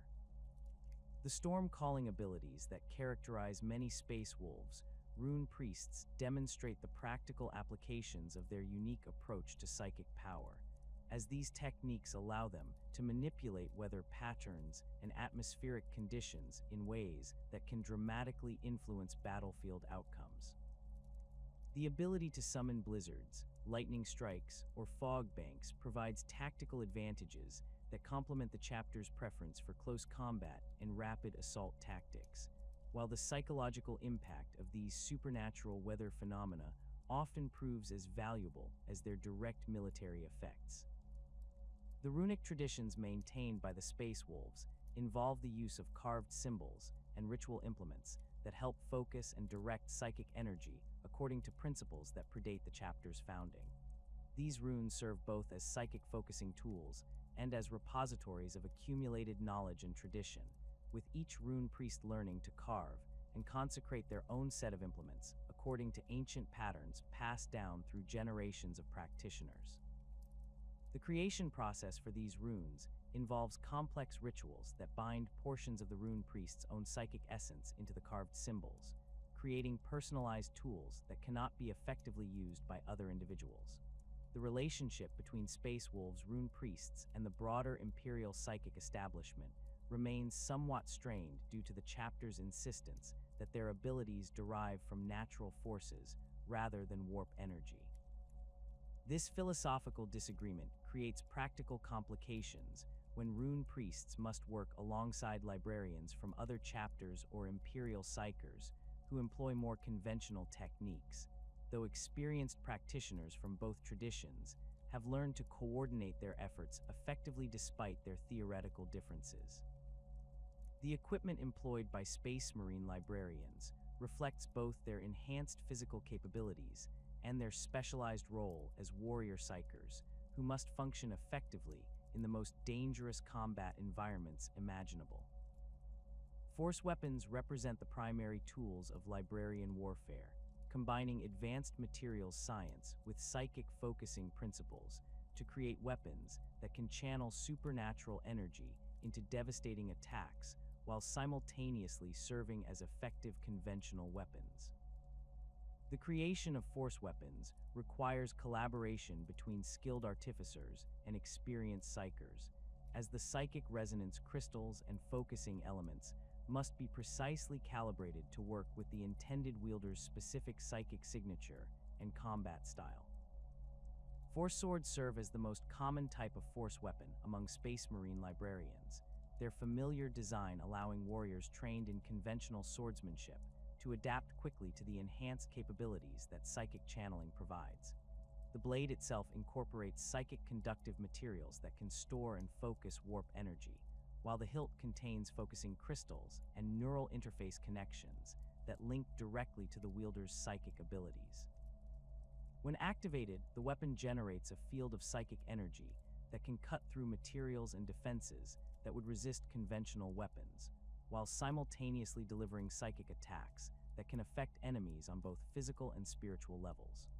Force staves provide librarians with enhanced focusing capabilities for complex psychic techniques, their extended length and elaborate construction allowing for more precise control over psychic energies than shorter weapons can provide. The staff's design typically incorporates multiple focusing crystals arranged in patterns that correspond to different psychic disciplines, allowing skilled practitioners to quickly adjust their weapon's configuration to match their current tactical needs. The additional reach provided by force staves makes them particularly effective weapons for librarians who prefer to maintain distance from their enemies while channeling devastating psychic attacks. Force axes combine the brutal effectiveness of traditional Space Marine close combat weapons with the supernatural cutting power that psychic enhancement provides, creating weapons that can cleave through the heaviest armor while delivering psychic attacks that bypass physical defenses entirely. The weight and momentum of force axes make them particularly effective against heavily armored opponents, as the combination of physical impact and psychic disruption can overwhelm defensive systems that might resist either type of attack individually. The psychological impact of force axe attacks often proves as valuable as their direct damage, as few enemies can maintain their composure when faced with weapons that seem to cut through reality itself. Psychic hoods represent perhaps the most sophisticated pieces of equipment available to Space Marine librarians, serving simultaneously as protective devices, psychic amplifiers, and neural interface systems that enhance every aspect of psychic performance. The hood's construction incorporates advanced psychic shielding materials that protect the wearer from hostile psychic attacks while allowing their own abilities to function normally, creating a selective barrier that filters out harmful energies without interfering with beneficial psychic phenomena. The neural interface components built into the hood create direct connections to the librarian's brain, bypassing normal sensory channels to provide enhanced psychic perception and control. The amplification systems within psychic hoods use crystalline matrices and exotic materials to boost the power and range of the wearer's psychic abilities, allowing librarians to accomplish feats that would be impossible through raw psychic talent alone. These amplification effects prove particularly valuable in combat situations where the librarian must project their abilities across significant distances or overcome the psychic defenses employed by enemy psykers. The hood systems can be configured to enhance specific types of psychic ability while suppressing others, allowing experienced librarians to optimize their equipment for particular tactical situations or combat roles. The protective functions of psychic hoods extend beyond simple psychic shielding to include defenses against various forms of mental attack, psychic manipulation, and spiritual corruption. The hood systems continuously monitor the wearer's mental state and psychic emanations, providing early warning of potential problems while automatically implementing countermeasures against detected threats. These protective systems prove invaluable when dealing with chaos psykers or demonic entities that employ sophisticated mental attacks designed to corrupt or control their targets. The sacred texts and forbidden knowledge maintained by Space Marine librarians represent one of the most dangerous and valuable resources within the Imperium, containing information about psychic techniques, warp phenomena, and supernatural threats that could prove either invaluable or catastrophically dangerous, depending on how it is used. The libraries maintained by Space Marine chapters often contain texts that predate the Horus Heresy, including works written by the Primarchs themselves and records of psychic research conducted during the Great Crusade, when such investigations were more openly pursued. Access to these materials remains strictly controlled, with most texts available only to senior librarians who have proven their loyalty and discretion through decades of faithful service. The preservation methods employed for these ancient texts reflect both their immense value and the various threats that could destroy or corrupt such dangerous knowledge. Many texts exist only in heavily warded vaults that incorporate both physical security measures and psychic protections designed to prevent unauthorized access or demonic corruption of the stored information. The copying and translation of these texts requires specialized skills and equipment, as many contain psychic resonances or hidden meanings that can only be properly understood by trained psykers working under carefully controlled conditions. The classification systems used to organize and control access to forbidden knowledge vary between different chapters, though most employ hierarchical structures that restrict the most dangerous information to the most senior and trusted librarians. Junior librarians typically receive access only to basic texts covering fundamental psychic theory and approved techniques, while senior practitioners gain access to increasingly dangerous materials as they demonstrate their ability to handle such knowledge responsibly. The most restricted texts often require special authorization from the chief librarian or chapter master before they can be consulted, with detailed records maintained of who has accessed what information and under what circumstances. The research activities conducted by Space Marine librarians must be carefully balanced against the constant threat of chaos corruption and the suspicion with which many Imperial authorities view any form of psychic experimentation. Librarians who wish to pursue original research or investigate new psychic phenomena must obtain approval from their superiors while demonstrating that their work serves legitimate Imperial interests rather than satisfying dangerous curiosity about forbidden subjects. The results of such research often remain classified within individual chapters, though significant discoveries may be shared with other loyal Space Marine forces or Imperial organizations that can benefit from the new knowledge.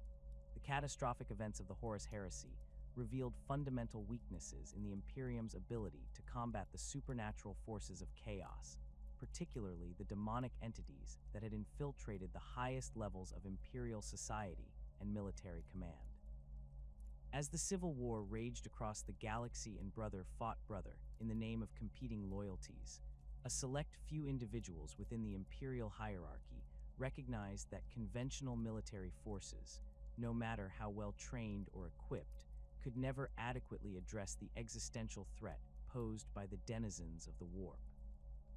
The corruption of entire Space Marine legions demonstrated that even the Emperor's greatest creations remained vulnerable to the insidious influence of the Chaos Gods, while the manifestation of greater demons on battlefields throughout human space proved that the barriers between real space and the Immaterium had been dangerously weakened.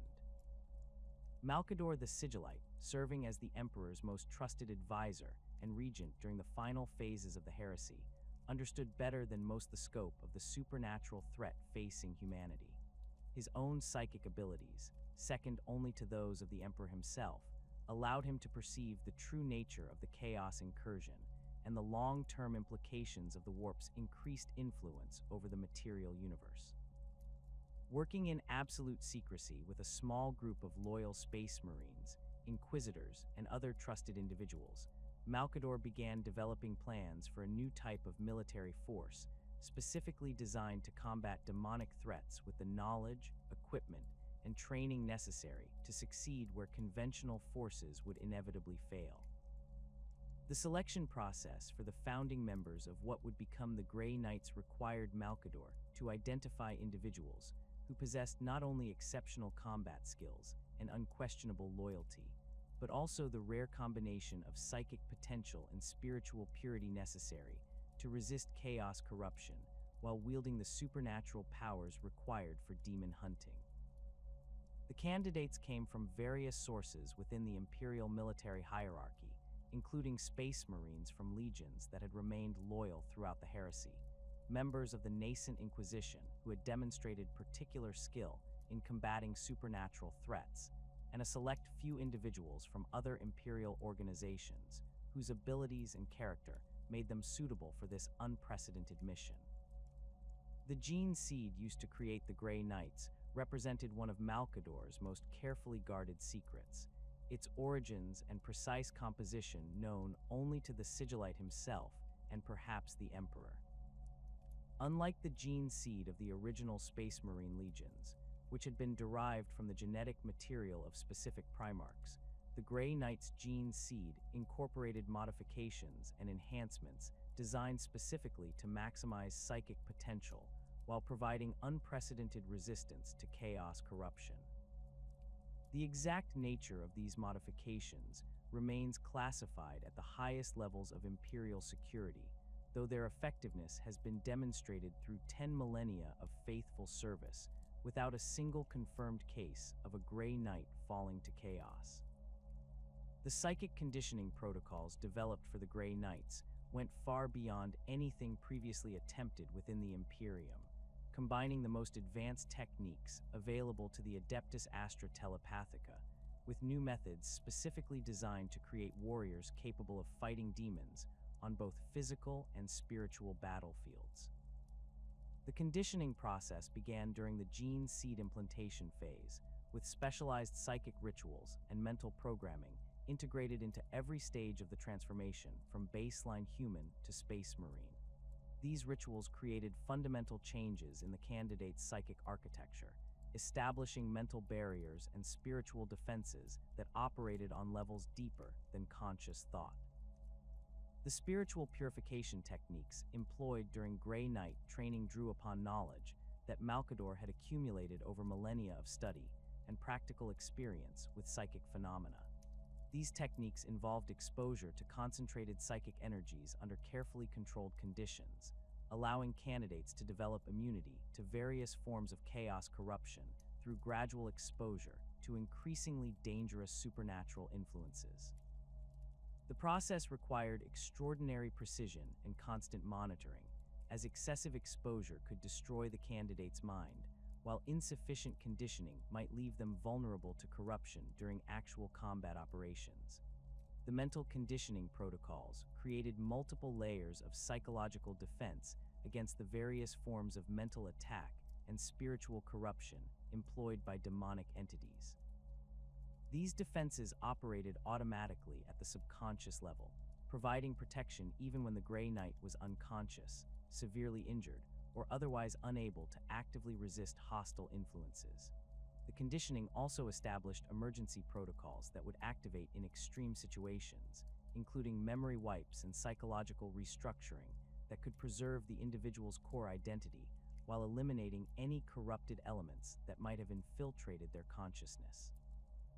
The unique gene seed modifications that distinguished Grey Knights from other Space Marines created fundamental changes in how psychic abilities manifested and developed within their enhanced physiology. Unlike conventional Space Marine librarians, who represented a small minority of psychically gifted individuals within their chapters, every Grey Knight possessed significant psychic potential that had been carefully cultivated and enhanced through their specialized training and conditioning. This universal psychic capability created tactical advantages that no other Imperial force could match, as entire units of Grey Knights could coordinate their supernatural abilities to achieve effects that would be impossible for conventional military formations. The psychic organs and neural modifications incorporated into Grey Knight physiology enabled them to channel warp energy with unprecedented safety and efficiency, their enhanced biology providing natural protection against the various forms of psychic backlash and spiritual contamination that frequently affected other Psykers. These modifications included specialized neural pathways that could safely conduct psychic energy throughout the body, enhanced brain structures that provided superior control over psychic abilities, and metabolic adaptations that allowed the body to process and utilize warp energy without suffering the cellular damage that typically resulted from prolonged exposure to supernatural forces. The resistance to chaos corruption that characterized all Grey Knights stemmed from a combination of genetic modifications, psychic conditioning, and spiritual purification techniques that created multiple overlapping layers of protection against demonic influence. The gene seed modifications established biological immunity to many forms of corruption at the cellular level, while the psychic conditioning created mental barriers that prevented hostile entities from gaining access to the Grey Knight's consciousness. The spiritual purification techniques provided protection at the deepest levels of the soul, creating fundamental incompatibilities between the Grey Knight's spiritual essence and the chaotic energies that demons use to corrupt and control their victims. The development of sanctic psychic disciplines represented one of the most significant innovations in anti-demon warfare, providing Grey Knights with specialized techniques specifically designed to combat supernatural entities and their various manifestations in real space. These disciplines drew upon principles of psychic theory that had been largely abandoned by other Imperial organizations due to their association with dangerous and potentially heretical practices, though Malcador's extensive knowledge and the Emperor's direct guidance enabled their safe development and implementation within the Grey Knights training curriculum. Banishment techniques formed the core of sanctic discipline, teaching Grey Knights to sever the connections that allowed demonic entities to maintain their presence in the material universe. These techniques required precise understanding of the metaphysical principles that govern demonic manifestation, as well as the psychic power necessary to disrupt the complex energy patterns that sustained supernatural entities in real space. Master-level practitioners could banish multiple demons simultaneously or target particularly powerful entities that would require entire squads of conventional Psykers working in coordination to effect. Purification abilities enabled Grey Knights to cleanse areas, objects, and individuals that had been tainted by chaos corruption, using focused psychic energy to burn away the spiritual contamination without causing permanent damage to the underlying material or person. These abilities proved invaluable in the aftermath of demonic incursions, as they allowed Imperial forces to reclaim and rehabilitate areas that would otherwise require complete destruction to prevent the spread of corruption. The purification process required careful control and extensive knowledge of corruption patterns, as incomplete cleansing could leave hidden traces of taint that might later serve as focal points for renewed demonic activity. Warding techniques provided both defensive and offensive capabilities, allowing Grey Knights to create barriers of psychic energy that could repel demonic attacks while simultaneously weakening supernatural entities within their area of effect. These wards could be established around individuals, groups, or entire areas depending on the practitioner's skill level and the tactical requirements of the situation. Advanced practitioners could create permanent ward structures that would continue to function even in their absence, providing long-term protection for critical locations or artifacts that required constant vigilance against supernatural threats. Demon Sight abilities enhanced the Grey Knights' already formidable psychic perception, allowing them to see through the various forms of concealment and illusion that demonic entities use to hide their presence or disguise their true nature. These abilities proved particularly valuable when dealing with possessed individuals or shape-shifting demons that could assume human form, as the enhanced perception could detect the spiritual corruption that no amount of physical disguise could completely conceal. The sight also revealed the connections between demons and their summoners, enabling Grey Knights to track supernatural entities back to their sources and eliminate the cultists or artifacts responsible for their manifestation. The organizational structure of the Grey Knights reflected both their specialized mission requirements and the need for absolute security in all aspects of their operations. Unlike conventional Space Marine chapters that maintained relatively open relationships with other Imperial organizations, the Grey Knights operated under strict protocols that limited knowledge of their existence to only the most senior levels of Imperial command. This secrecy served multiple purposes, protecting both the Grey Knights themselves from potential corruption attempts and the broader Imperium from knowledge that could prove dangerous if it fell into the wrong hands. The chapter's leadership structure centered around the Supreme Grand Master, an individual who possessed not only exceptional combat skills and psychic abilities, but also the administrative capabilities necessary to coordinate operations across multiple sectors while maintaining the security protocols that governed all Grey Knight activities. The Supreme Grand Master answered directly to the Emperor through channels that bypassed normal Imperial command structures, though practical coordination with the Inquisition and other Imperial organizations required careful management of information flow and operational security. Grand Masters commanded the individual brotherhoods that formed the chapter's primary tactical units, each leading approximately 100 Grey Knights organized into smaller strike forces capable of rapid deployment to emerging threats.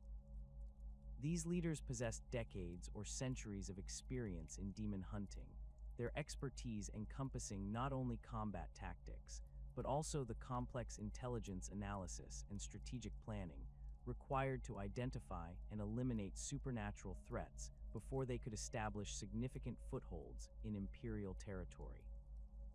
The selection process for Grand Master positions required unanimous approval from the existing Leadership Council, ensuring that only individuals of proven loyalty and exceptional capability could achieve such positions of authority and responsibility.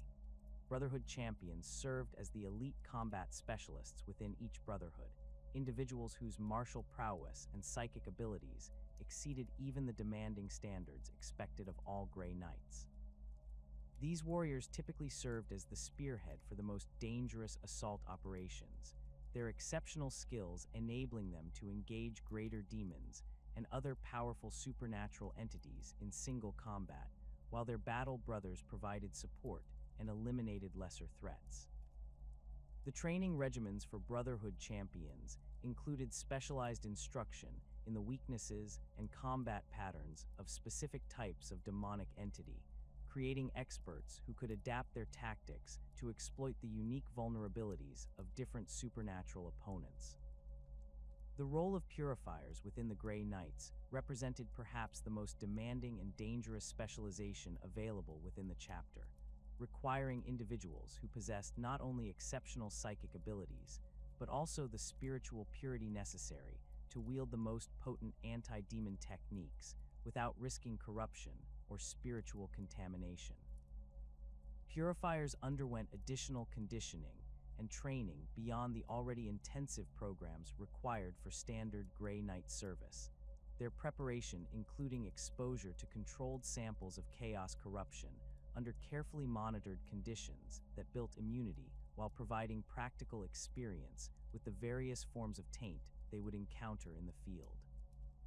Purifier squads operated as specialized units within larger Grey Knight forces, their role focusing on the cleansing and sanctification of areas that had been heavily corrupted by demonic presence.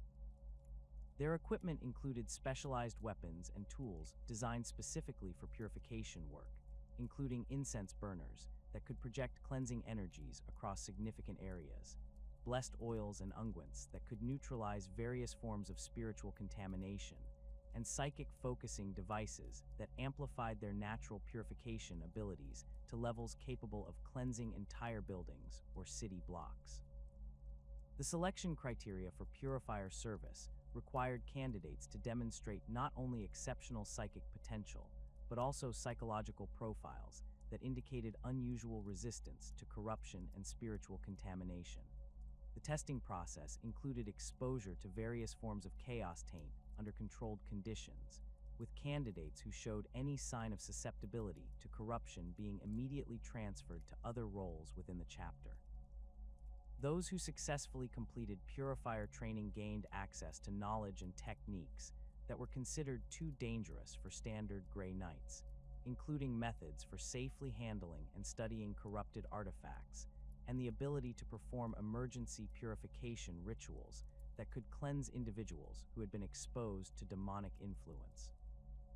Paladin squads represented the veteran elite of the Grey Knights, warriors who had survived decades or centuries of demon hunting, while maintaining perfect records of loyalty and effectiveness.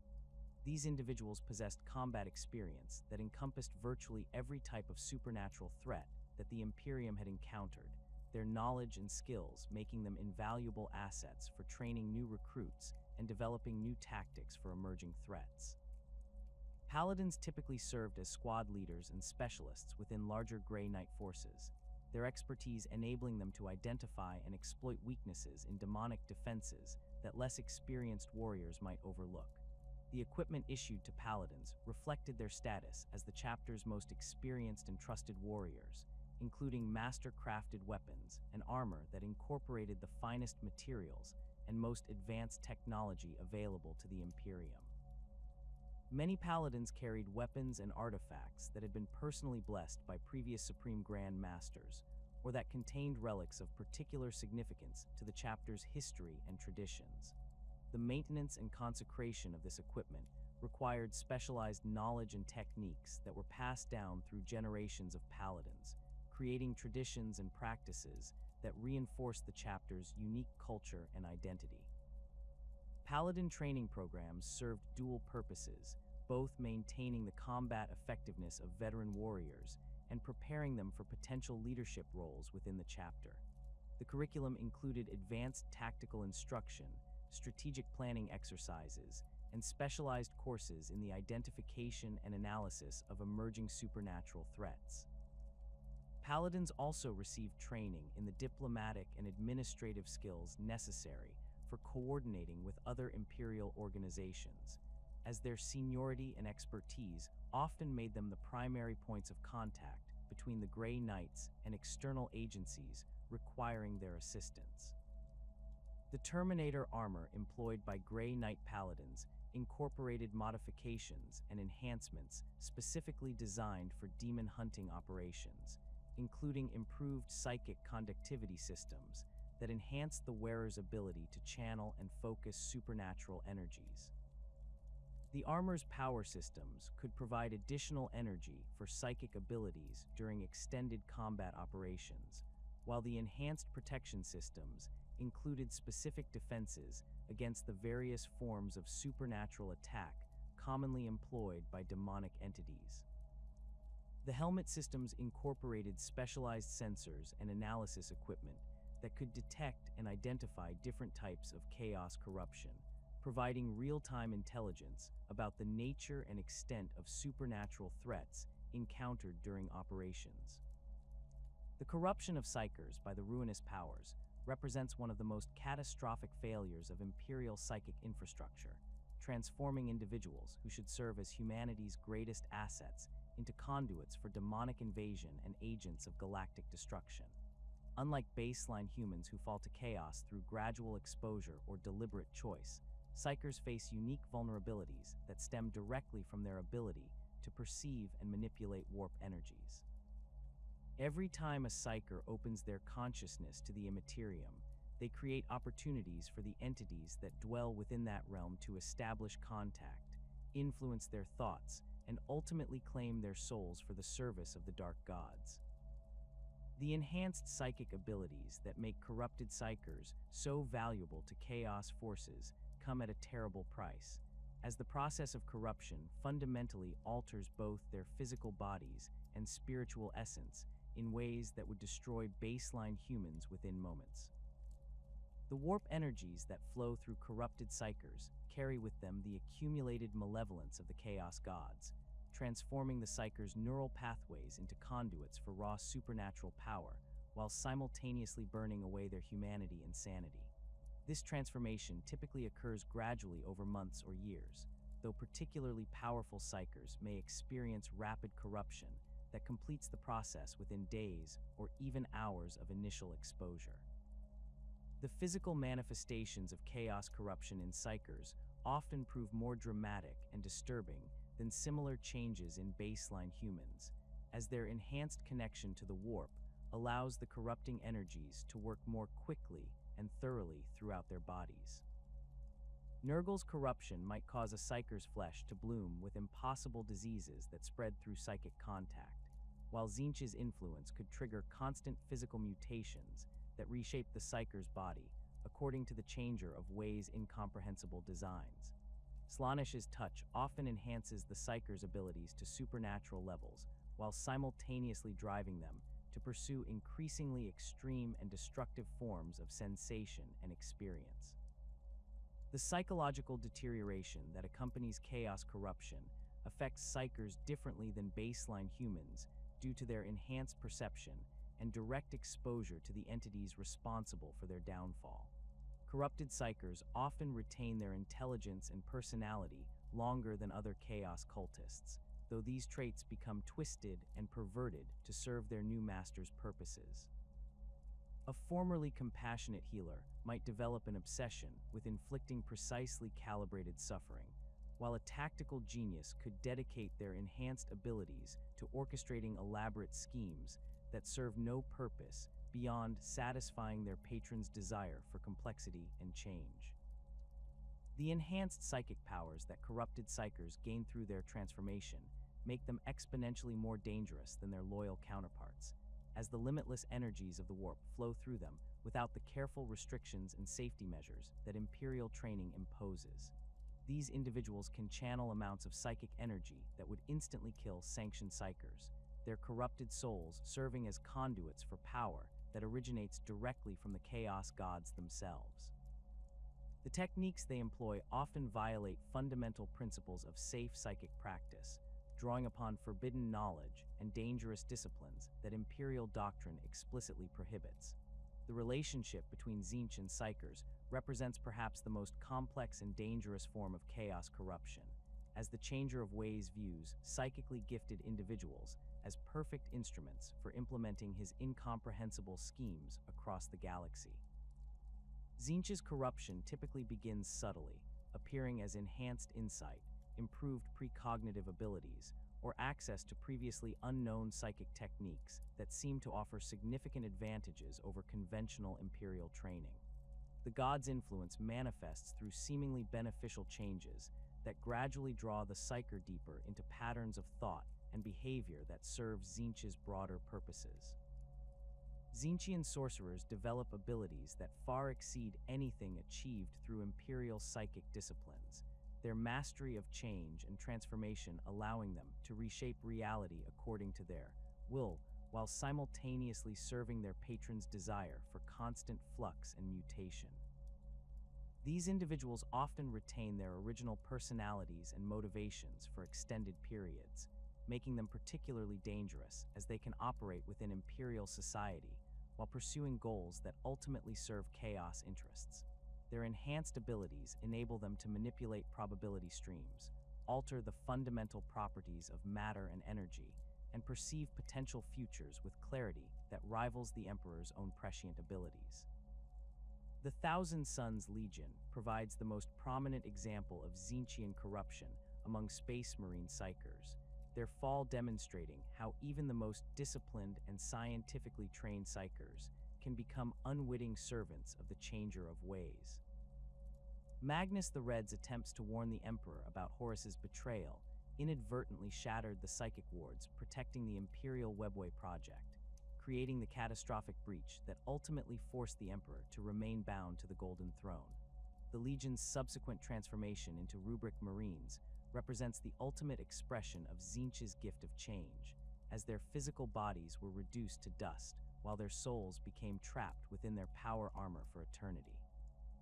The sorcerous cabals that serve Tzeentch operate according to complex hierarchies and initiation systems that reflect their patrons' love of intricate schemes and elaborate rituals. These organizations often masquerade as legitimate scholarly societies or research institutions, their members pursuing studies that appear to serve Imperial interests while actually advancing Tzeentchian goals through the accumulation and application of forbidden knowledge. The most successful cabals maintain multiple layers of deception, with lower-ranking members remaining unaware of their organization's true nature, while senior sorcerers coordinate their activities according to plans that may span centuries or millennia. The psychic abilities developed by Tzeentchian cultists focus heavily on manipulation and transformation, reflecting their patron's fundamental nature as the god of change and mutation. These abilities enable them to alter the physical properties of objects and living beings, manipulate probability and causality to achieve desired outcomes, and perceive the complex webs of cause and effect that connect seemingly unrelated events across vast distances of space and time.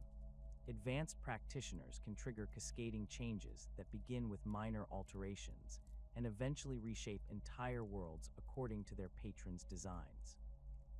Nurgle's relationship with Psykers reflects the plague god's fundamental nature as a deity of entropy, decay, and the inevitable cycle of death and rebirth that governs all living things. Nurgle's corruption typically manifests through diseases and plagues that specifically target psychic individuals, spreading through the warp connections that link Psykers to one another and creating networks of infection that can span entire sectors.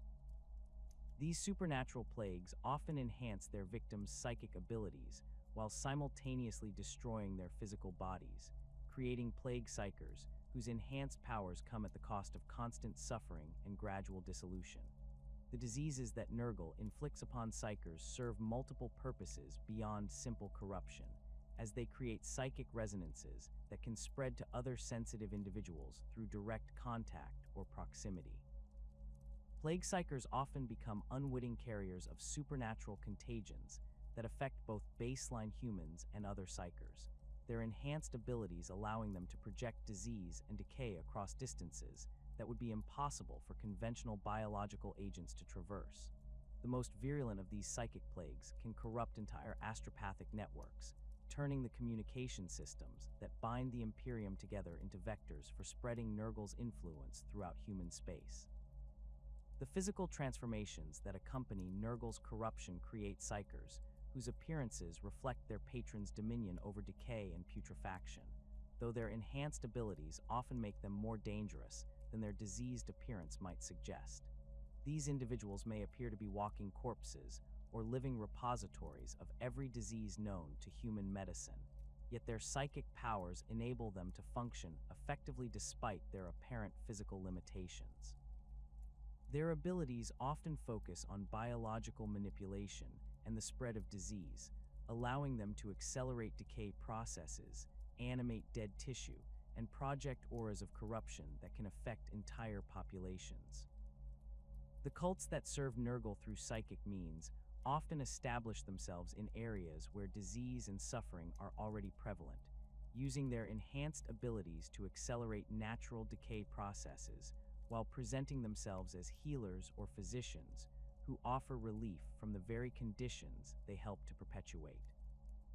These organizations frequently operate within imperial medical facilities or research institutions, their members using their positions to conduct experiments that advance Nurgle's interests while appearing to serve legitimate medical purposes. The most successful Nurglite cults create self-sustaining cycles of disease and treatment that generate both suffering for their patron and opportunities for further recruitment and expansion. Khorne's relationship with Psykers presents a fundamental paradox, as the blood god's hatred of sorcery and psychic manipulation conflicts with his desire to claim the souls of powerful individuals who could serve as champions in his eternal war. This contradiction manifests in various ways throughout Khorne's interactions with psychically gifted individuals, from the complete rejection of Psykers who attempt to serve him through magical means, to the grudging acceptance of those who abandon their psychic abilities in favor of pure martial prowess. The Blood God's followers often view Psykers with suspicion and hostility, seeing them as inherently weak individuals who rely on supernatural tricks rather than honest combat to achieve their goals. The few Psykers who do manage to gain Khorne's favor typically do so by completely abandoning their psychic abilities and dedicating themselves entirely to martial excellence and the pursuit of honorable combat.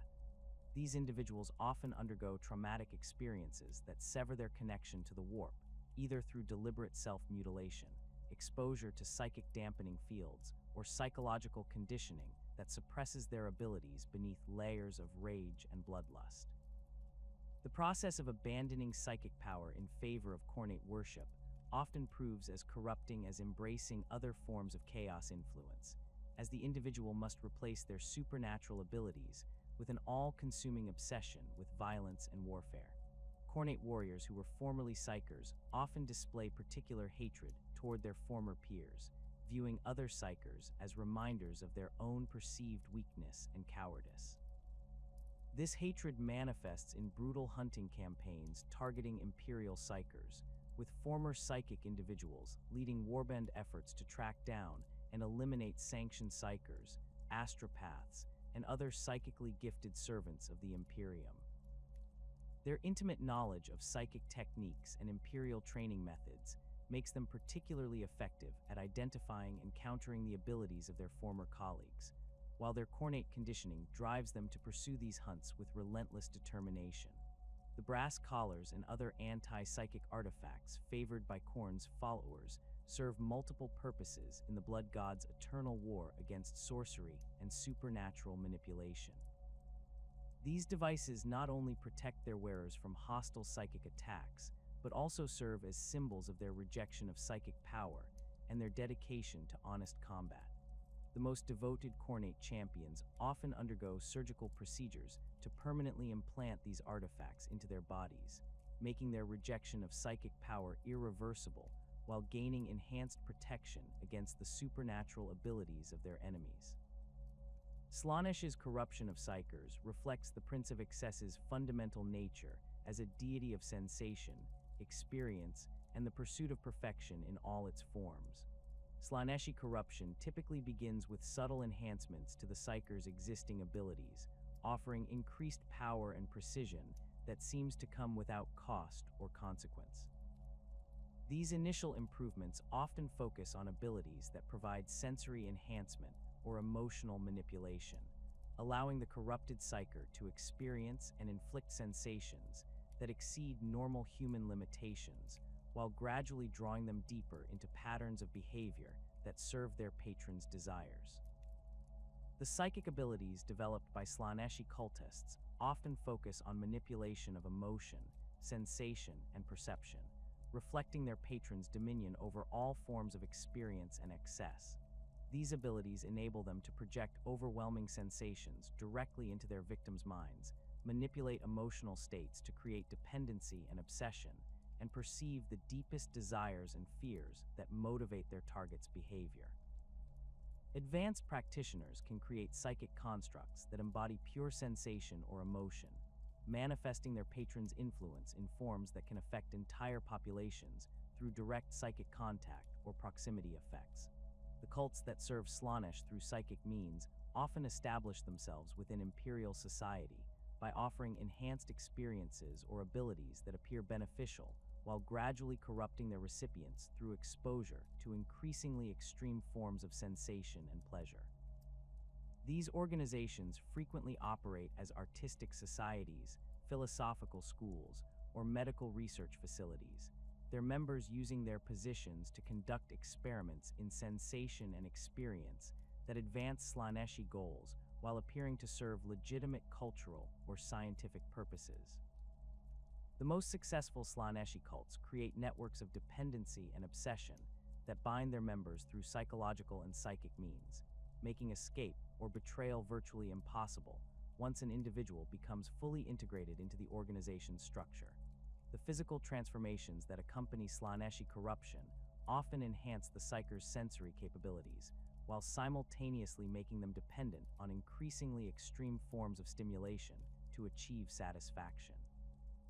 These changes may include enhanced nervous systems that can process impossible levels of sensory input, modified brain chemistry that requires constant stimulation to maintain normal function, or physical alterations that reflect the individual's particular obsessions and desires.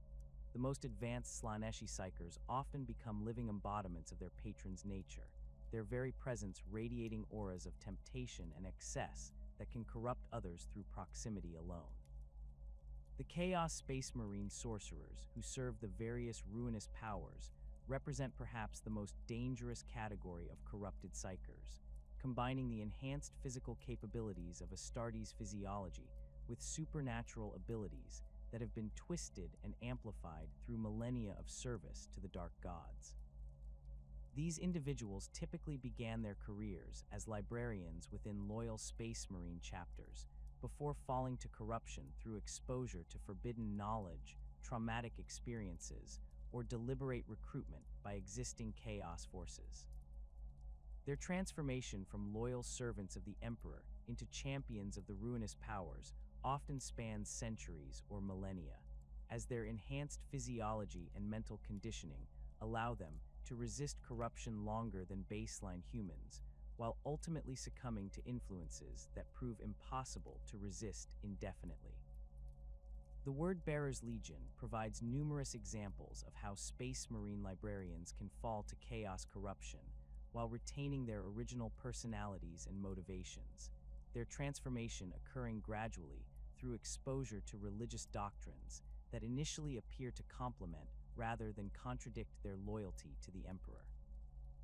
The Legion's Dark Apostles often began their careers as chaplains or librarians who genuinely believed they were serving the Emperor's will by seeking deeper understanding of humanity's spiritual nature and destiny.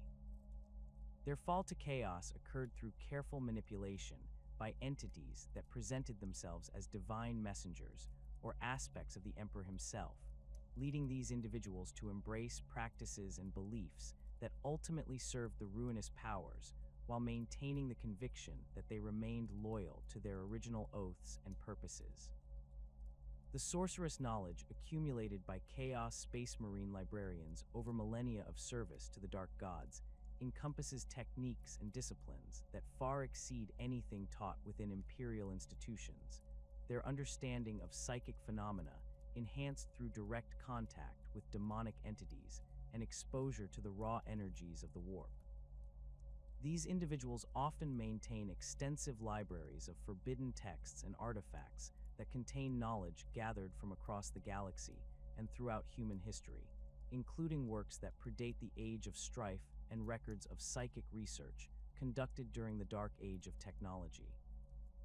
Their collections frequently include demonic grimoires, corrupted data cores from ancient civilizations, and artifacts that serve as repositories for the accumulated knowledge of entire species that have fallen to chaos corruption. The research activities conducted by chaos sorcerers focus on expanding their understanding of warp phenomena and developing new techniques for manipulating the fundamental forces that govern reality itself. These investigations often involve direct experimentation with demonic entities, exposure to raw chaos energies under controlled conditions, and the systematic corruption of imperial psychic techniques to serve the purposes of the ruinous powers. The knowledge gained through these activities enables chaos sorcerers to accomplish feats that would be impossible for loyalist Psykers, though the price of such power invariably includes the gradual erosion of their humanity and sanity. The forbidden rituals practiced by chaos sorcerers often require the participation of multiple individuals working in coordination, their combined psychic abilities enabling them to channel amounts of warp energy that would instantly destroy any single practitioner. These rituals frequently involve the sacrifice of psychically sensitive individuals, the corruption of sacred sites or artifacts, and the deliberate creation of warp rifts that allow demonic entities to manifest in real space. The most ambitious of these ceremonies can affect entire star systems, triggering warp storms that persist for centuries or creating permanent gateways that allow the forces of chaos to establish footholds within Imperial territory. Rogue Psykers represent another significant category of chaos-corrupted individuals, typically consisting of unsanctioned psychics who have evaded Imperial detection and training, while gradually succumbing to the corrupting influence of their uncontrolled abilities. These individuals often begin as ordinary citizens whose psychic potential manifests during adolescence or early adulthood, creating abilities that they lack the knowledge or training to control effectively. Without proper instruction in psychic discipline and protection techniques, these rogue Psykers become increasingly vulnerable to demonic influence and chaos corruption as they attempt to understand and utilize their supernatural abilities.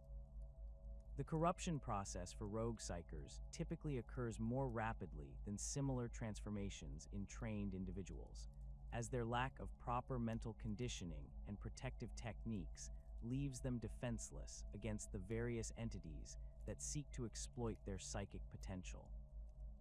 The demons and chaos entities that target these individuals often present themselves as helpful guides or teachers, offering knowledge and power that appears to solve the rogue Psykers' immediate problems, while gradually drawing them deeper into patterns of thought and behavior that serve chaos interests.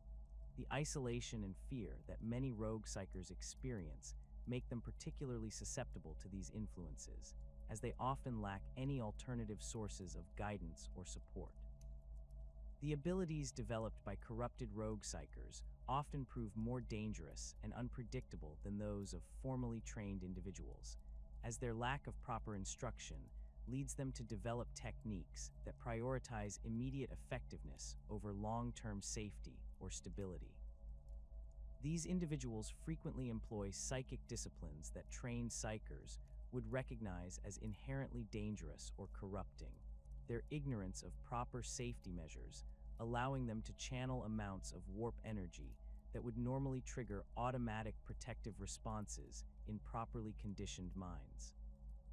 The resulting abilities often prove devastatingly effective in the short term, while simultaneously accelerating the Psykers' corruption and eventual transformation into a full demon host or chaos spawn. The recruitment networks established by chaos cults specifically target rogue Psykers and other unsanctioned individuals, recognizing their potential value as assets while exploiting their vulnerability to corruption and manipulation. These networks often operate through seemingly legitimate organizations that offer assistance to individuals struggling with unexplained phenomena or supernatural experiences, using their positions to identify and recruit psychically gifted individuals before Imperial authorities can locate and process them.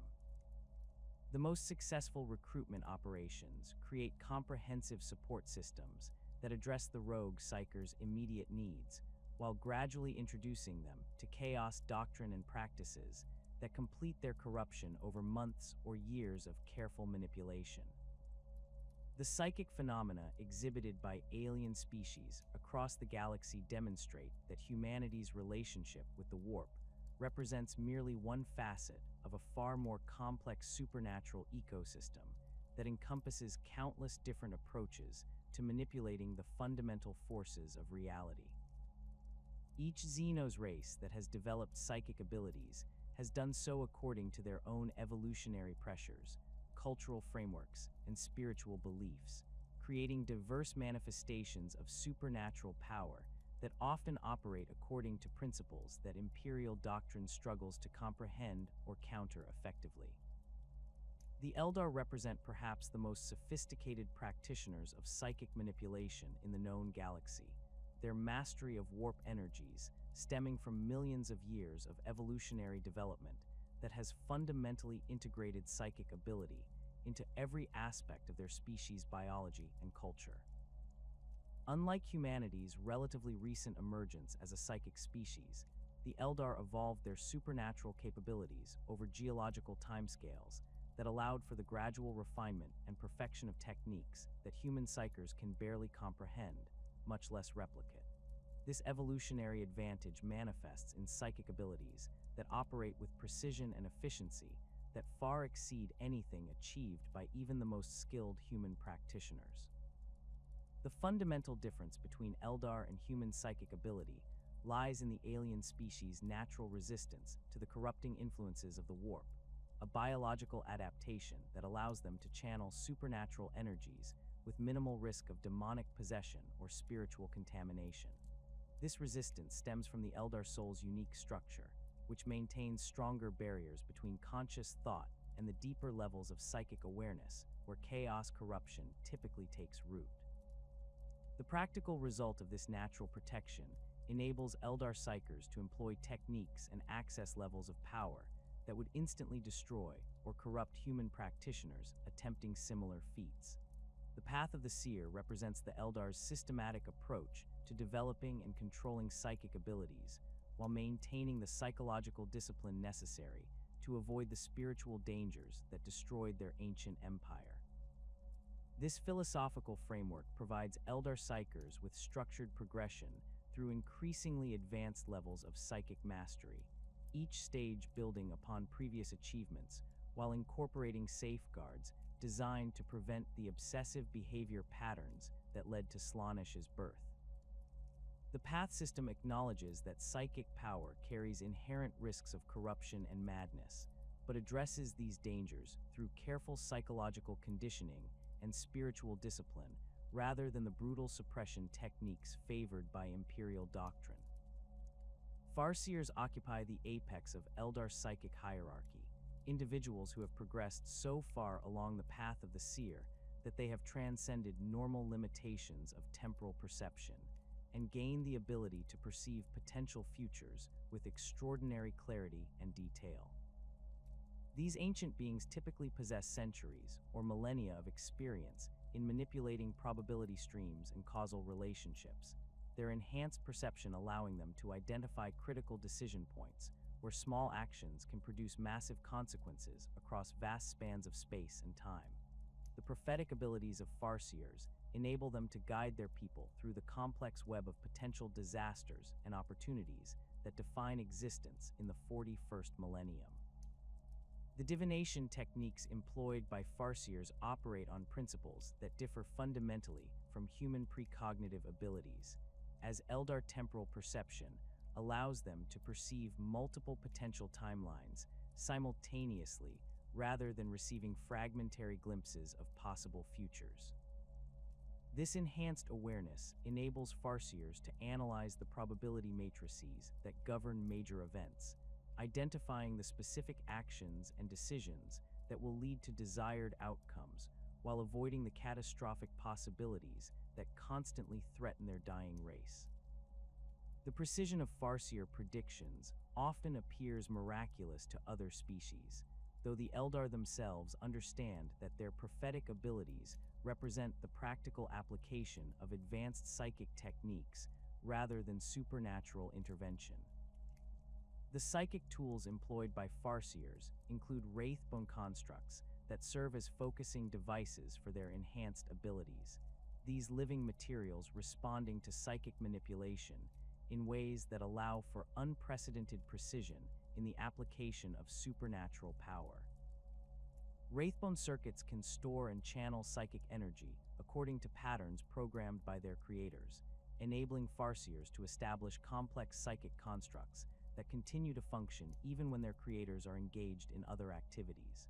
The most sophisticated wraithbone devices can maintain multiple simultaneous effects, creating networks of psychic influence that span entire craft worlds or extend across interstellar distances. The runes of fate used by Eldar seers serve as both divination tools and psychic focuses, their carved symbols representing fundamental concepts and forces that govern the flow of events through space and time. Each rune embodies specific aspects of causality and probability, allowing skilled practitioners to construct complex readings that reveal the underlying patterns governing particular situations or decisions. The interpretation of runic patterns requires extensive training and intuitive understanding that typically develops over centuries of study and practical application, as the relationships between different runes can shift according to context and the reader's perspective. Warlocks represent a specialized category of Eldar Psyker that combines the supernatural abilities of the Path of the Seer with the martial skills necessary for battlefield application, creating warrior mystics capable of supporting Eldar military operations through both direct combat participation and tactical psychic support. These individuals typically begin their careers as aspect warriors before transitioning to psychic training, their combat experience providing practical understanding of battlefield conditions that proves invaluable when applying psychic abilities in military contexts. The dual nature of warlock training creates individuals who can function effectively as both combatants and psykers, their abilities complementing rather than replacing conventional military skills. The psychic disciplines mastered by warlocks focus primarily on battlefield applications that can directly influence combat outcomes, including techniques for enhancing friendly forces, disrupting enemy formations, and manipulating environmental conditions to create tactical advantages. Warlock abilities often manifest as visible energy effects that can inspire allied troops while simultaneously demonstrating the supernatural power that supports Eldar military operations. The psychological impact of these displays frequently proves as valuable as their direct tactical effects, as few enemies can maintain their composure when faced with opponents who appear to command the fundamental forces of reality itself. The singing spears wielded by many warlocks represent sophisticated examples of Eldar psychic technology, combining traditional weapon design with wraithbone components that respond to the wielder's psychic abilities. These weapons can be thrown with supernatural accuracy across distances that would challenge conventional projectile weapons, their psychic guidance systems allowing them to change course in flight or return to their wielder's hand after striking their targets. The spears also serve as psychic focuses that enhance the warlock's ability to channel and direct supernatural energies, their wraithbone cores amplifying psychic power while providing protection against backlash effects. The relationship between Eldar Psykers and their craftworld's infinity circuit creates unique advantages that no human psychic network can replicate, as the souls of deceased Eldar continue to provide guidance and support to their living descendants through this vast psychic construct. The Infinity Circuit serves as both repository and amplifier for psychic energy, allowing individual Eldar Psykers to draw upon the accumulated wisdom and power of countless generations, while maintaining their individual identity and consciousness. This connection enables extraordinary feats of coordination and power that would be impossible for isolated human Psykers operating without similar support networks. The Wraithbone construction that forms the backbone of Eldar technology demonstrates their species' unique ability to create living materials that respond to psychic manipulation, while maintaining structural integrity under extreme conditions. Wraithbone grows according to psychic patterns imposed by its creators, developing into complex shapes and configurations that would be impossible to achieve through conventional manufacturing techniques. The material maintains psychic conductivity that allows it to channel and focus supernatural energies, while simultaneously providing physical protection and structural support for various applications. The Dark Eldar's relationship with psychic power presents a stark contrast to their Craftworld cousins, as the residents of Camorra have largely abandoned the use of supernatural abilities due to the extreme danger that Slaanesh poses to any Eldar who opens their soul to the warp. This self-imposed limitation stems from practical necessity rather than philosophical choice, as the Prince of Excess maintains constant vigilance for any Eldar psychic activity that might allow the Chaos God to claim the souls that rightfully belong to it. The few Dark Eldar who do employ psychic abilities typically do so through carefully controlled methods that minimize their exposure to warp energies while maximizing the practical benefits of supernatural power.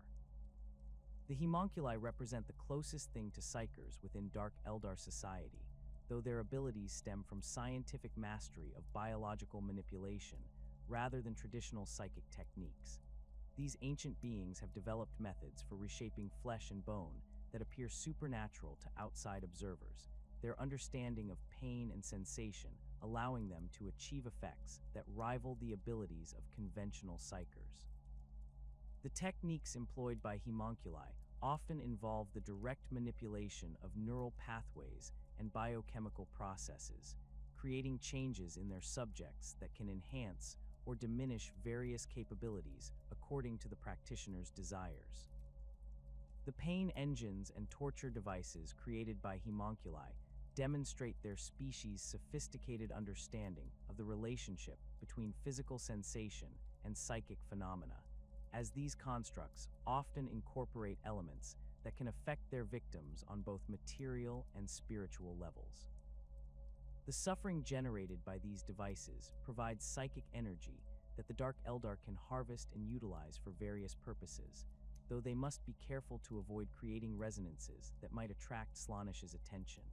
The most skilled Homunculi can design torture devices that maximize pain output while minimizing psychic emanations, allowing them to harvest the energy they require without exposing themselves to chaos corruption.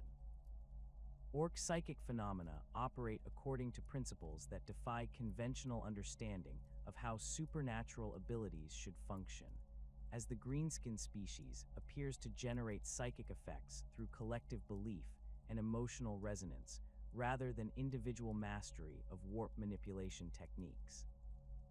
The Wa field that surrounds large orc gatherings represents a form of mass psychic phenomenon that enables impossible technologies to function and allows orc society to maintain cohesion despite the species' inherently violent and chaotic nature. This field effect demonstrates that psychic power can manifest through mechanisms that have little in common with the disciplined techniques employed by human or Eldar Psykers. Weirdboys serve as the primary psychic specialists within orc society, though their role differs dramatically from the carefully trained and disciplined Psykers found among other species. These individuals typically have little control over their abilities, serving instead as living conduits for the psychic energy generated by surrounding orcs during combat or other high-energy activities. The accumulation of this energy within a Weirdboy system creates tremendous pressure that must be released through violent psychic discharge, often resulting in spectacular displays of supernatural power that can devastate enemy formations while simultaneously relieving the psychic tension that threatens to destroy the Weirdboy's mind. The psychic abilities displayed by Weirdboys manifest primarily as crude but devastatingly effective attacks that channel raw warp energy into destructive effects, capable of eliminating entire squads of enemy troops or damaging heavily armored vehicles. These attacks typically lack the precision and control that characterize human or Eldar psychic techniques, compensating for their inaccuracy through sheer destructive power that can affect large areas or multiple targets simultaneously.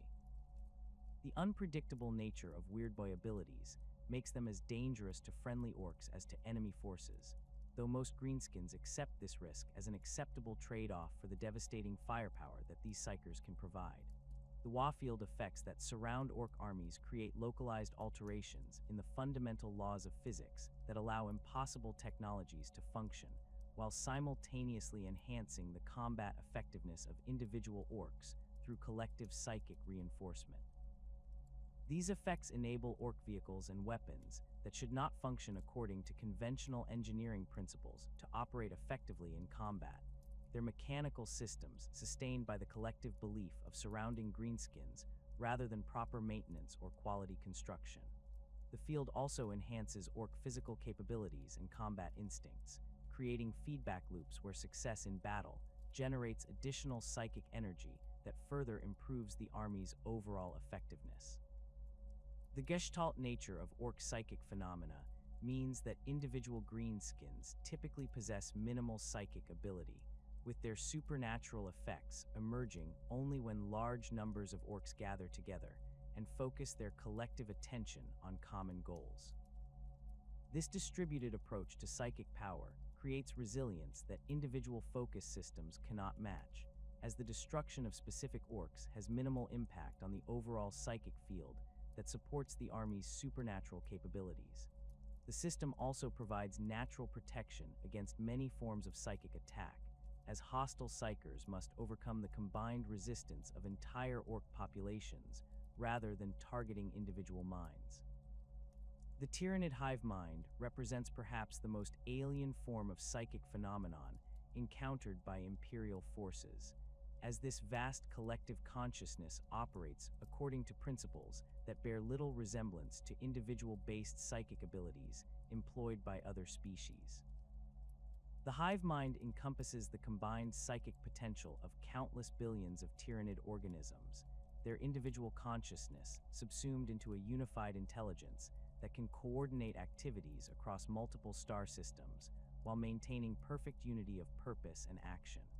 This collective approach to psychic power creates capabilities that exceed anything achievable by individual Psykers, regardless of their personal skill or power level.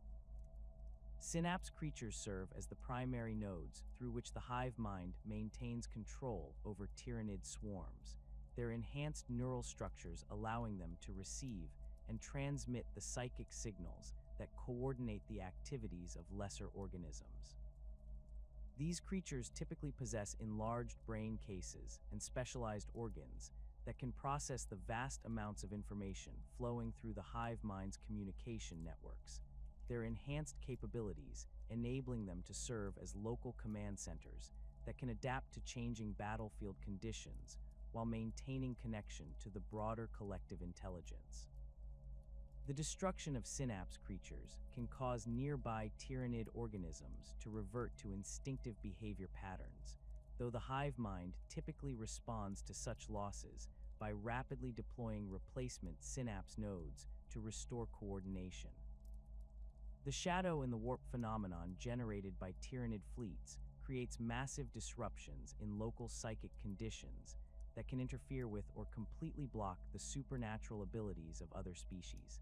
This effect serving both as a defensive mechanism that protects Tyranid forces from hostile Psykers and as a weapon that can isolate enemy worlds from outside assistance.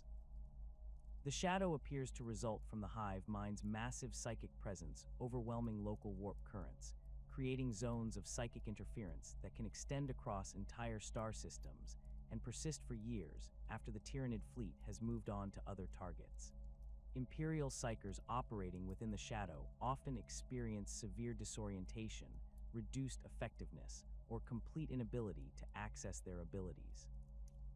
The psychic abilities employed by specialized tyrannid organisms focus primarily on battlefield coordination and tactical support rather than direct offensive applications, though some creatures can project psychic attacks that disrupt enemy formations or individual targets. Zoanthropes represent the most psychically active tyrannid organisms, their enlarged brains and specialized neural structures enabling them to channel significant amounts of warp energy into devastating attacks that can penetrate heavy armor or destroy entire buildings. These creatures typically operate in small groups that can coordinate their abilities to achieve effects that exceed the sum of their individual capabilities. The adaptive nature of tyrannid evolution enables the hive mind to develop new psychic capabilities in response to specific threats or tactical requirements, creating specialized organisms that can counter the supernatural abilities employed by enemy forces.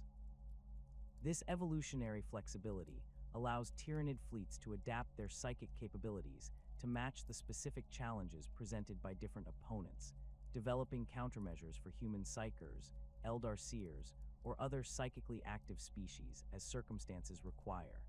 The speed of this adaptation often surprises Imperial commanders who expect alien behavior to remain consistent across multiple encounters. The anti-psychic nature of Necron technology represents a fundamentally different approach to dealing with warp-based phenomena, as these ancient constructs employ scientific principles that can neutralize or disrupt psychic abilities through technological means rather than competing supernatural effects. Necron anti-psychic devices operate by manipulating the fundamental forces that allow psychic phenomena to manifest in real space, creating interference patterns or energy fields that prevent the formation of stable connections between individual consciousness and the warp.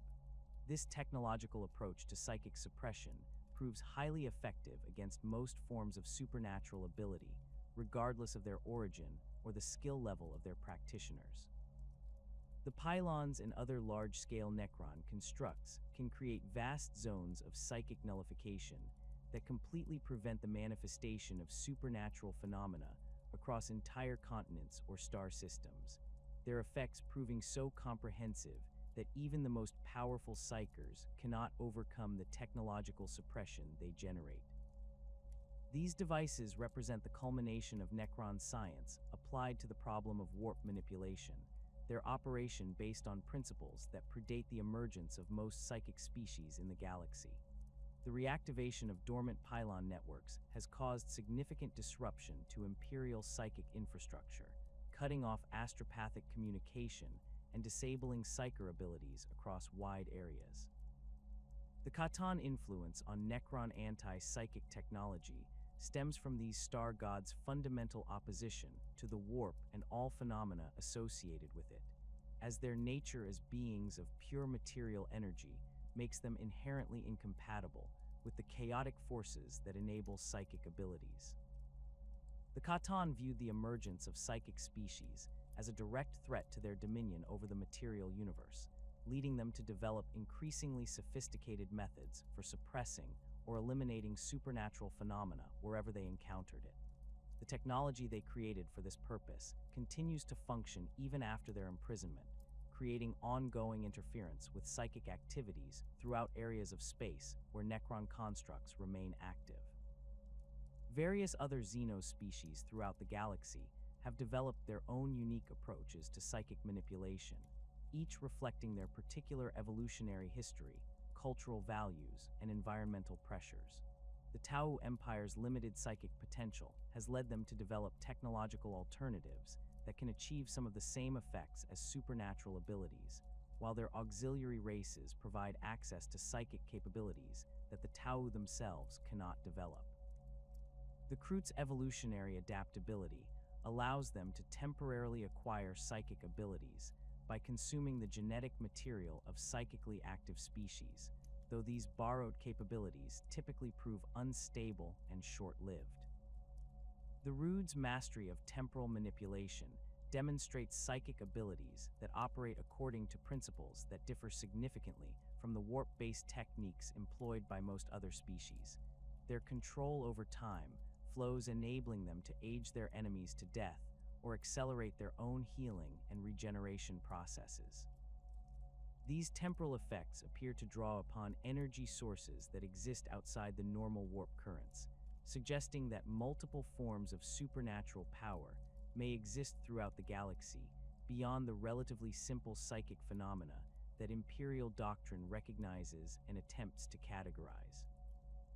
The vulnerability of Psykers to demonic possession stems from the fundamental nature of their abilities, as every psychic manifestation requires the practitioner to create deliberate breaches in the barriers separating real space from the Immaterium. These momentary openings, necessary for channeling warp energy into tangible effects, simultaneously create opportunities for the malevolent entities dwelling within the warp to detect, approach, and potentially invade the Psyker's consciousness. The mechanics of this process operate on multiple levels simultaneously, involving both the physical neural pathways through which psychic energy flows and the deeper spiritual connections that link the Psyker's soul to the roiling chaos of the warp itself.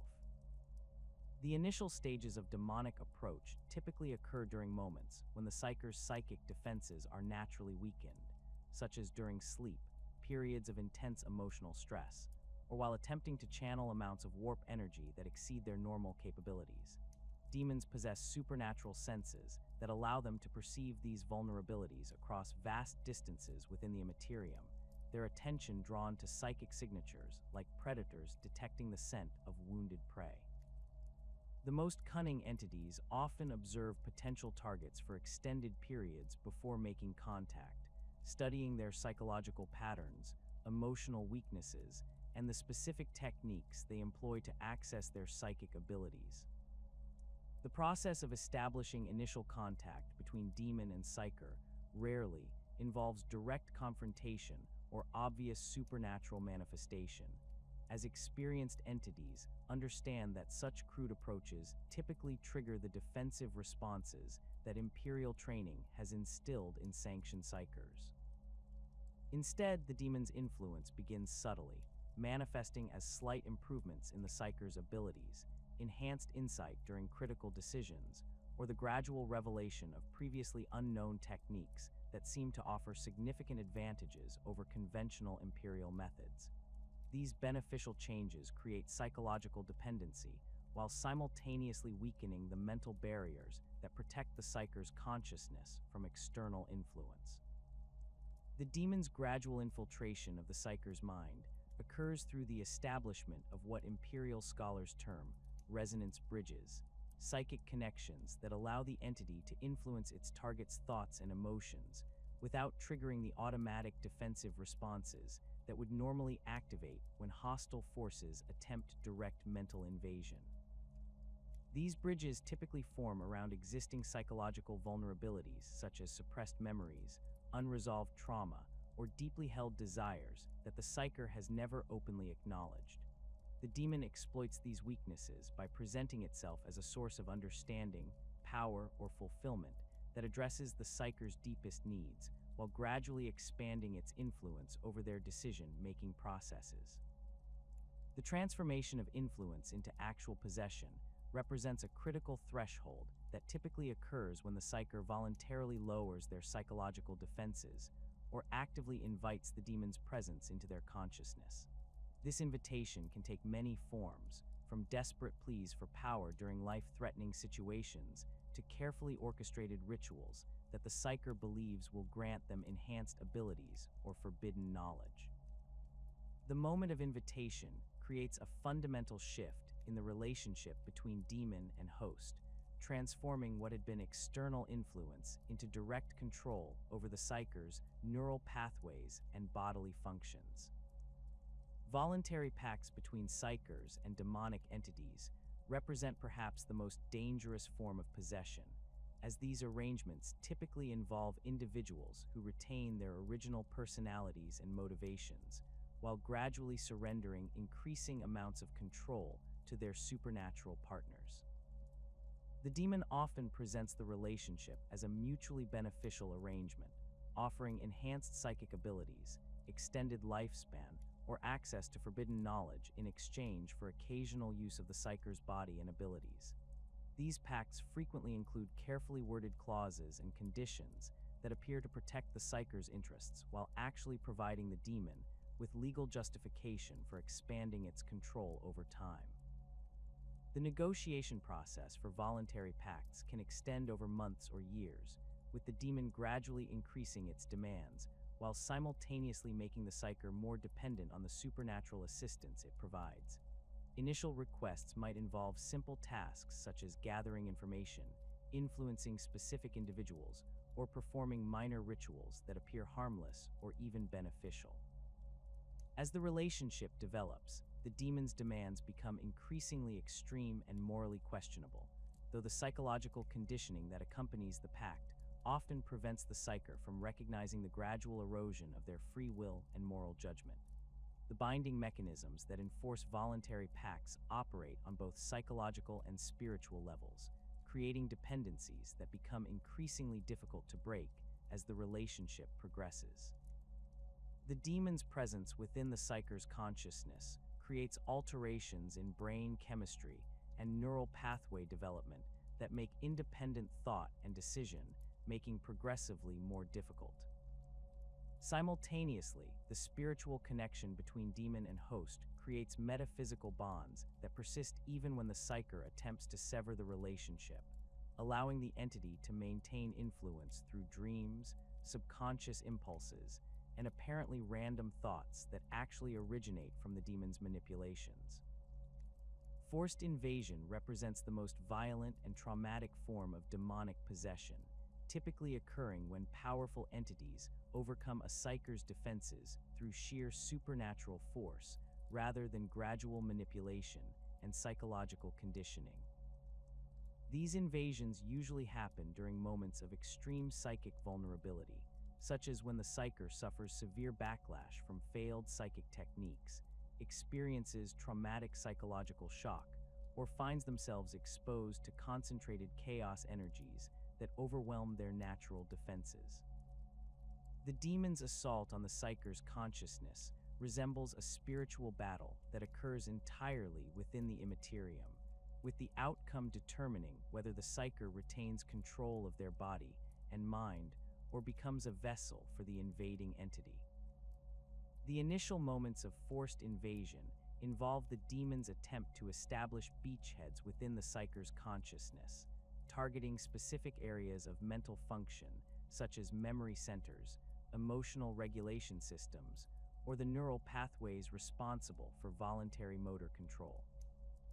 The Psyker's resistance to this invasion depends heavily on their training, psychological conditioning, and natural strength of will, though even the most disciplined individuals can be overwhelmed by sufficiently powerful entities or multiple simultaneous attacks. The battle typically manifests as a series of psychic duels where the Psyker must defend their core identity, while the demon attempts to corrupt or subsume essential aspects of their personality and memory. The speed of forced possession varies dramatically depending on the relative power levels of the entities involved and the specific circumstances surrounding the invasion attempt. Weak demons attempting to possess experienced Psykers may require hours or days to achieve complete control, during which time the Psyker might retain enough autonomy to call for help or attempt emergency countermeasures. Conversely, greater demons or other powerful entities can complete the possession process within minutes or seconds, their overwhelming psychic presence crushing the Psyker's resistance before any effective defense can be mounted. The physical manifestations of forced possession often prove more dramatic than those associated with voluntary pacts, as the demon's violent seizure of control typically causes significant trauma to the host's nervous system and bodily functions. The possessed individual may experience convulsions, temporary paralysis, or involuntary vocalizations as the demon learns to operate their new physical form. These symptoms usually subside as the entity adapts to its host's physiology, though permanent changes in behavior, speech patterns, and physical capabilities often provide clues that possession has occurred. Gradual corruption through repeated psychic contact represents the most insidious form of demonic influence, as this process can occur over years or decades without the psyker becoming aware that their thoughts and actions are being systematically altered by external forces. This type of corruption typically affects psykers who regularly engage in activities that require extended exposure to warp energies, such as astropaths maintaining long-distance communications, military psykers operating in high-intensity combat zones, or researchers studying psychic phenomena under less than optimal security conditions.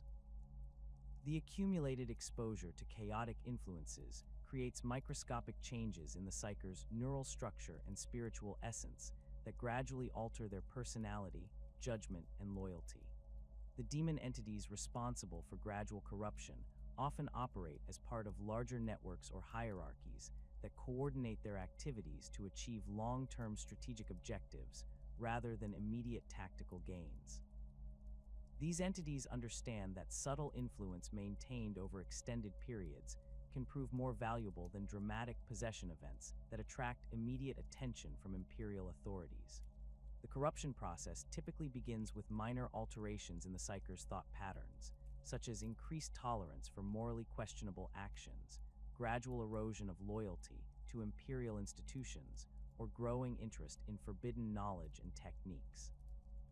The psychological changes associated with gradual corruption manifest so slowly that the affected psyker often rationalizes them as natural personal growth or the inevitable result of experience and maturity. The demon's influence works through the psyker's existing personality traits and motivations, amplifying negative tendencies while suppressing positive impulses in ways that appear to result from conscious choice rather than external manipulation. This approach proves particularly effective against individuals who pride themselves on their independence and rational decision-making, as they are less likely to suspect that their changing attitudes result from supernatural influence. The detection of gradual corruption presents significant challenges for imperial authorities, as the affected psykers often continue to perform their duties competently while showing no obvious signs of possession or spiritual contamination. The changes in their behavior and attitude typically fall within the normal range of human psychological variation, making it difficult to distinguish between natural personality development and supernatural influence without extensive investigation and testing. Advanced detection techniques may reveal subtle alterations in psychic emanations or spiritual resonance, though such methods require specialized equipment and trained personnel that are not always available in field conditions. The ecclesiarchy's approach to exorcism reflects millennia of accumulated experience in combating demonic possession, combining traditional religious practices with specialized techniques developed specifically for dealing with entities that have invaded human consciousness. The theoretical foundation of ecclesiarchal exorcism rests on the belief that the Emperor's divine presence can overwhelm and banish any demonic entity, regardless of its power level or the strength of its hold over the possessed individual. This faith-based approach emphasizes the spiritual aspects of possession rather than the purely psychic mechanisms involved, treating the condition as a form of spiritual illness that can be cured through proper application of divine intervention and religious ritual. Exorcist priests undergo extensive training that combines theological education with practical instruction in recognizing and combating various forms of demonic influence. Their preparation including exposure to controlled samples of chaos corruption under carefully monitored conditions that build immunity while providing hands-on experience with the phenomena they will encounter in the field.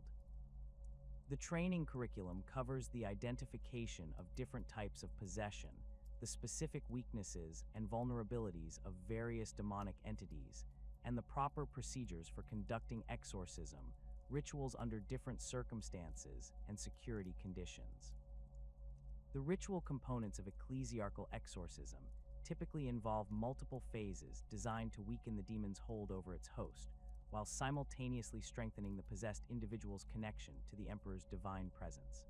The initial phase focuses on establishing protective barriers around the exorcism site using blessed oils, sacred symbols, and psychic wards that prevent the demon from calling upon external assistance or escaping to possess other individuals in the vicinity. These preparations also serve to concentrate the Emperor's divine influence within the ritual space, creating an environment that proves hostile to demonic entities while providing spiritual support for both the exorcist and the possessed individual. The invocation phase involves the systematic recitation of prayers, hymns, and sacred texts that invoke the Emperor's protection while simultaneously challenging the demon's right to occupy human flesh. These verbal components serve multiple purposes beyond simple spiritual appeal, as the specific words and phrases used in ecclesiarchal rituals have been refined over millennia to create psychic resonances that can disrupt the spiritual bonds linking demon to host. The rhythmic nature of the invocations also helps focus the exorcist's own psychic abilities, allowing them to channel their faith into tangible supernatural effects that can directly combat the possessing entity. The confrontation phase represents the most dangerous aspect of the exorcism process, as the exorcist must engage the demon in direct spiritual combat while attempting to preserve the life and sanity of the possessed individual. This phase typically involves intense psychological and psychic pressure applied to both demon and host, as the exorcist works to separate the two entities while preventing the demon from inflicting fatal damage on its host out of spite or desperation. The success of this phase depends heavily on the exorcist's skill, the strength of their faith, and their ability to maintain focus despite the various forms of psychological attack and spiritual manipulation that the demon will employ to disrupt the ritual. The role of faith in ecclesiarchal exorcism extends beyond simple psychological comfort to encompass genuine supernatural effects that can manifest as tangible alterations in local reality and direct intervention in the spiritual battle between exorcist and demon. The Emperor's divine presence, channeled through the exorcist's faith and ritual actions, can create zones of spiritual purity that prove actively harmful to demonic entities while providing healing and protection for human souls. These effects operate according to principles that differ from conventional psychic phenomena, drawing their power from sources that exist outside the normal warp currents and remain largely immune to the various forms of interference and corruption that can disrupt purely psychic techniques. Sanctified weapons employed during exorcism rituals serve as both symbolic representations of divine authority and practical tools for combating entities that have achieved partial or complete materialization in real space. These weapons typically include blessed blades, consecrated firearms loaded with sanctified ammunition, and various specialized implements designed specifically for use against demonic entities. The sanctification process involves complex rituals that imbue ordinary weapons with spiritual properties that allow them to affect incorporeal beings, while simultaneously providing protection against the corrupting touch of chaos entities. The blessed oils and unguents used in exorcism rituals contain ingredients that have been specifically chosen for their spiritual properties and their ability to create barriers against demonic influence. These substances, often including rare minerals, plant extracts, and other materials that have been exposed to concentrated divine energy through extended blessing ceremonies. The application of these substances to the possessed individual, the exorcist, and the ritual space creates multiple layers of spiritual protection while simultaneously weakening the demon's ability to maintain its hold over its host. The most potent of these preparations include drops of water from sacred springs, oils pressed from plants grown in blessed soil, and other materials that have been sanctified through direct exposure to relics of the Emperor or his saints. Psychic wards employed during exorcism procedures combine ecclesiarchal blessing techniques with specialized psychic manipulation methods that create barriers against supernatural intrusion while allowing beneficial spiritual influences to operate freely within the protected area. These wards typically take the form of complex geometric patterns inscribed with blessed materials, Their designs based on mathematical principles that create natural resistance to chaos energies, while amplifying the effects of faith-based spiritual phenomena. The construction and activation of these wards requires collaboration between trained exorcists and sanctioned psykers, their combined abilities enabling the creation of protective barriers that exceed what either group could achieve independently. The emergency protocols developed for dealing with failed exorcism attempts reflect the extreme dangers that can result when demonic entities successfully resist banishment while gaining additional power through their conflict with ecclesiarchal forces. These protocols typically involve immediate evacuation of non-essential personnel, activation of containment systems designed to prevent the demon from escaping the ritual site, and preparation for more extreme measures, including orbital bombardment or exterminatus-level responses, if the entity proves too powerful for conventional exorcism techniques to handle effectively. Psychic plagues represent one of the most catastrophic forms of supernatural contamination that can affect human populations, spreading through psychic contact and resonance rather than conventional biological vectors, while creating cascading effects that can consume entire worlds within months or years of initial outbreak. These phenomena typically originate when powerful demonic entities or chaos artifacts create localized distortions in the warp that infect nearby psykers with spiritual contamination that then spreads to other psychically sensitive individuals through normal telepathic contact or proximity effects. The transmission mechanisms for psychic plagues operate through the same channels that enable beneficial psychic phenomena, such as telepathic communication and empathic bonding, exploiting the natural connections that exist between psychically gifted individuals to spread contamination across vast distances and through multiple degrees of separation.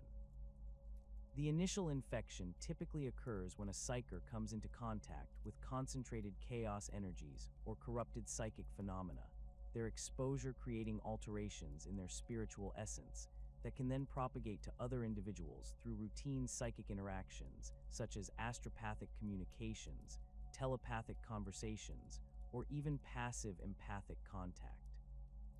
The symptoms of psychic plague infection vary dramatically depending on the specific type of chaos influence involved and the individual characteristics of the affected psykers, though common manifestations include progressive deterioration of psychic control, increased susceptibility to demonic influence, and the gradual development of abilities or knowledge that clearly originate from chaos sources. Infected individuals often experience enhanced psychic capabilities during the early stages of the plague, creating temptation to continue using their abilities despite growing awareness that something has gone wrong with their normal psychic functions. The progression of psychic plague outbreaks typically follows predictable patterns that begin with isolated cases among the most psychically sensitive individuals in the affected population, before spreading through established psychic networks to eventually encompass entire planetary communication systems and military psyker units. The speed of this progression depends on the density of psychic infrastructure in the affected area, with heavily populated hive worlds and major imperial administrative centers proving particularly vulnerable due to their extensive astropathic networks and large populations of sanctioned psykers. The detection of psychic plague outbreaks requires specialized monitoring systems that can identify the subtle alterations in psychic emanations and spiritual resonance that characterize the early stages of contamination. These systems typically incorporating both technological sensors and trained personnel capable of recognizing the specific signatures associated with different types of chaos influence. The challenge of early detection is compounded by the fact that many symptoms of psychic plague infection closely resemble the normal variations in psychic ability that occur due to stress, fatigue, or environmental factors, making it difficult to distinguish between genuine contamination and temporary fluctuations in psychic performance. The containment measures employed to prevent the spread of psychic plagues typically involve immediate isolation of suspected cases, implementation of psychic dampening fields that can disrupt the transmission of contaminated psychic signals, and emergency protocols that can sever communication links between affected areas and the broader Imperial psychic infrastructure. These measures often prove insufficient against advanced plague outbreaks, as the contamination can persist in dormant forms that resist conventional detection methods while retaining the ability to reactivate and spread when conditions become favorable. Mass possession events represent the ultimate expression of psychic plague contamination, occurring when the accumulated spiritual corruption within an affected population reaches critical mass and triggers simultaneous possession of hundreds or thousands of individuals by demonic entities that have been drawn to the area by the concentrated chaos energies. These events typically unfold with terrifying speed, as the sudden manifestation of multiple demons creates feedback loops that accelerate the corruption process while overwhelming the defensive capabilities of local Imperial forces. The tactical challenges presented by mass possession events exceed the capabilities of conventional military responses, as the possessed individuals retain their original knowledge, skills, and security clearances while gaining access to supernatural abilities that can neutralize most standard Imperial weapons and tactics. The affected population often includes key military personnel, administrative officials, and other individuals whose positions provide them with access to critical infrastructure and sensitive information that the possessing demons can exploit to maximize the damage they inflict on Imperial interests. The strategic implications of mass possession events extend far beyond the immediate tactical situation, as these incidents can compromise entire sectors' worth of military intelligence, disrupt critical supply lines and communication networks, and create permanent warp rifts that serve as invasion routes for additional chaos forces. The knowledge and capabilities that possessed individuals can provide to enemy forces often prove more valuable than any direct military damage they might inflict, making rapid containment and elimination of these threats a critical priority for Imperial response forces. Exterminatus-level responses to psychic plague outbreaks reflect the extreme measures that Imperial authorities consider necessary when conventional containment and treatment methods prove insufficient to prevent the spread of contamination to other worlds and systems. The decision to implement planetary destruction protocols requires authorization from the highest levels of Imperial command, though the speed with which psychic plagues can spread often necessitates immediate action by local commanders who lack the time to request formal approval through normal channels. The specific exterminatus methods employed against psychic plague outbreaks typically focus on techniques that can eliminate not only the physical population and infrastructure of affected worlds, but also the spiritual contamination that might otherwise persist in the local warp currents and potentially reinfect future colonization efforts. Cyclonic torpedoes and virus bombs prove effective against the biological aspects of plague outbreaks, while specialized weapons such as vortex warheads and reality bombs can address the supernatural elements that conventional ordnance might leave intact. The aftermath of exterminatus actions against psychic plague outbreaks requires extensive monitoring and quarantine procedures to ensure that the contamination has been completely eliminated and poses no further threat to Imperial interests. These procedures typically involve deployment of specialized investigation teams that can detect residual chaos influence while remaining immune to reinfection. Their equipment including advanced psychic sensors, reality anchors, and other technologies designed to identify and neutralize supernatural threats that might have survived the initial destruction of the affected world.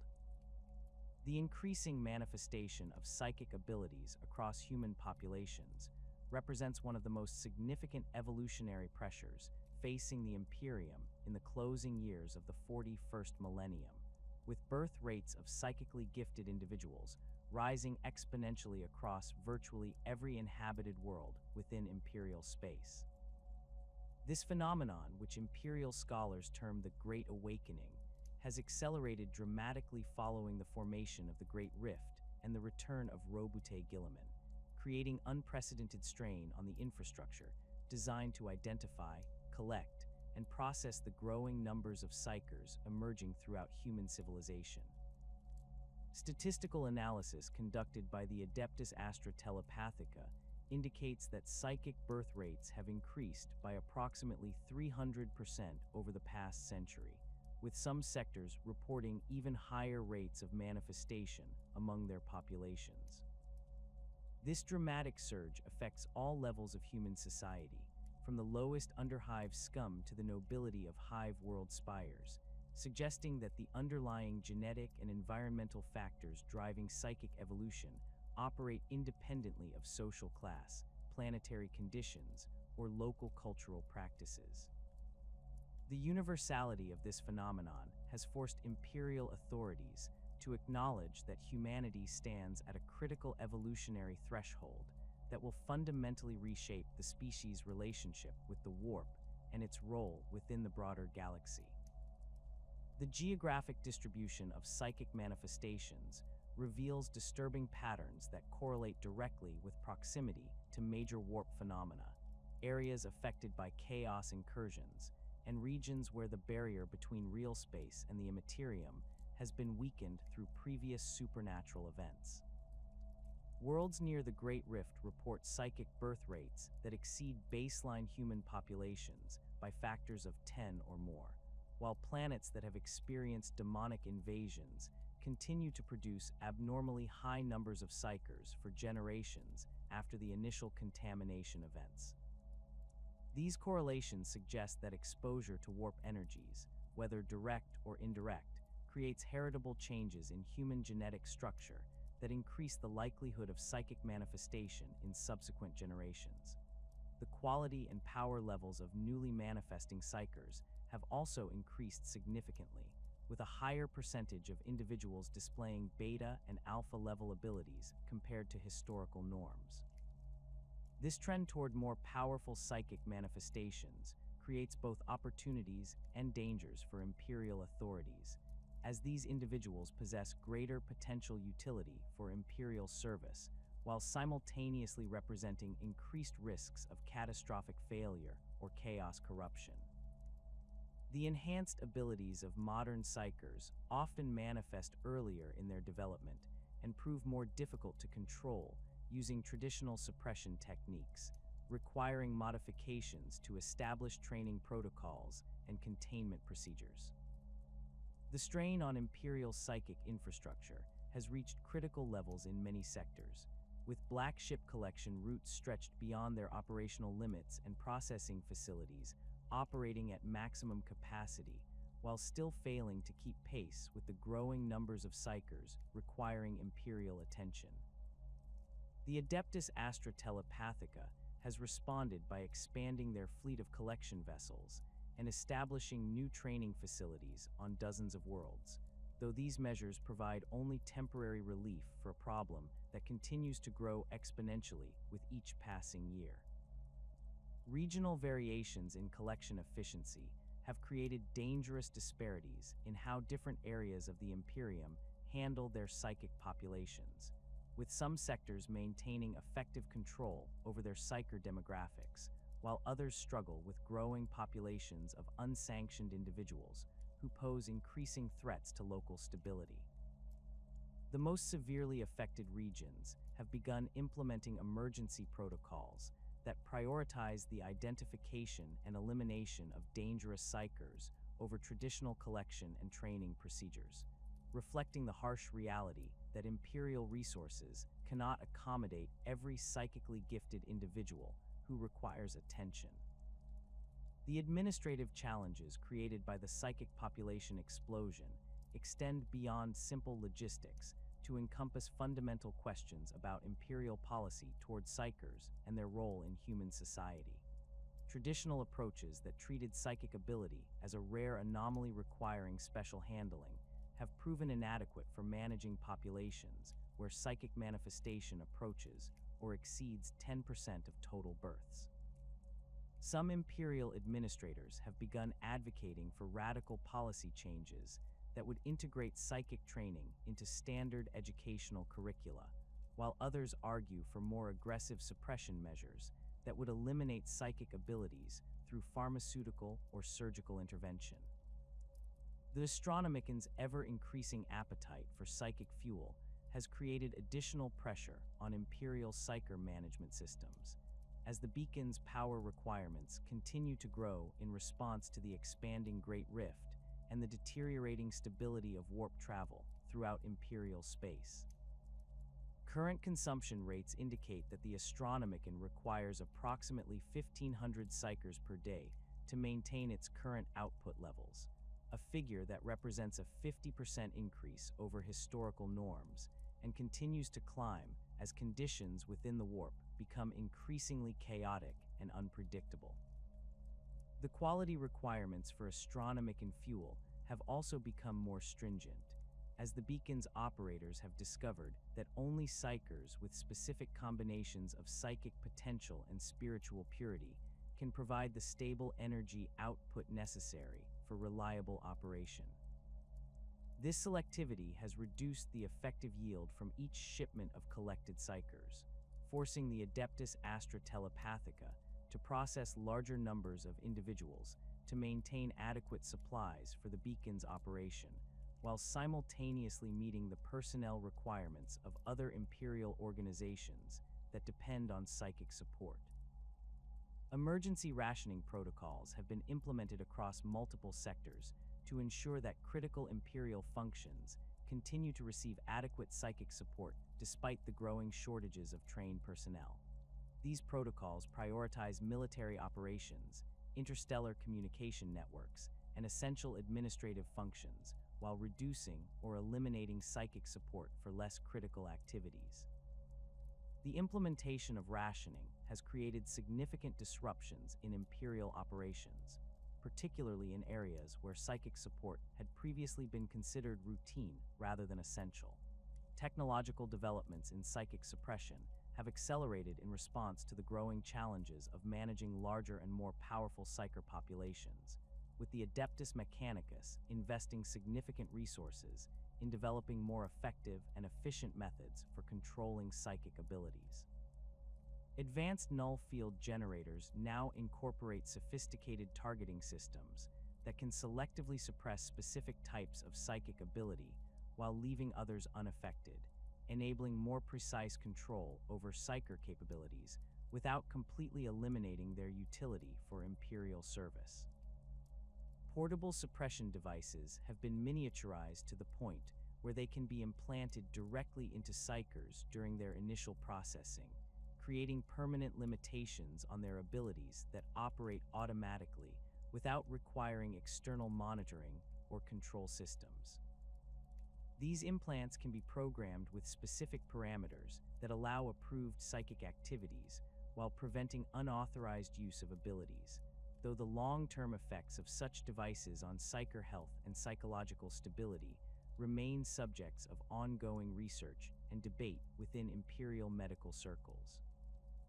Pharmacological suppression techniques have evolved to include targeted compounds that can selectively inhibit different aspects of psychic ability, allowing Imperial authorities to create customized suppression regimens that address specific security concerns while preserving the psychic capabilities required for particular roles or assignments.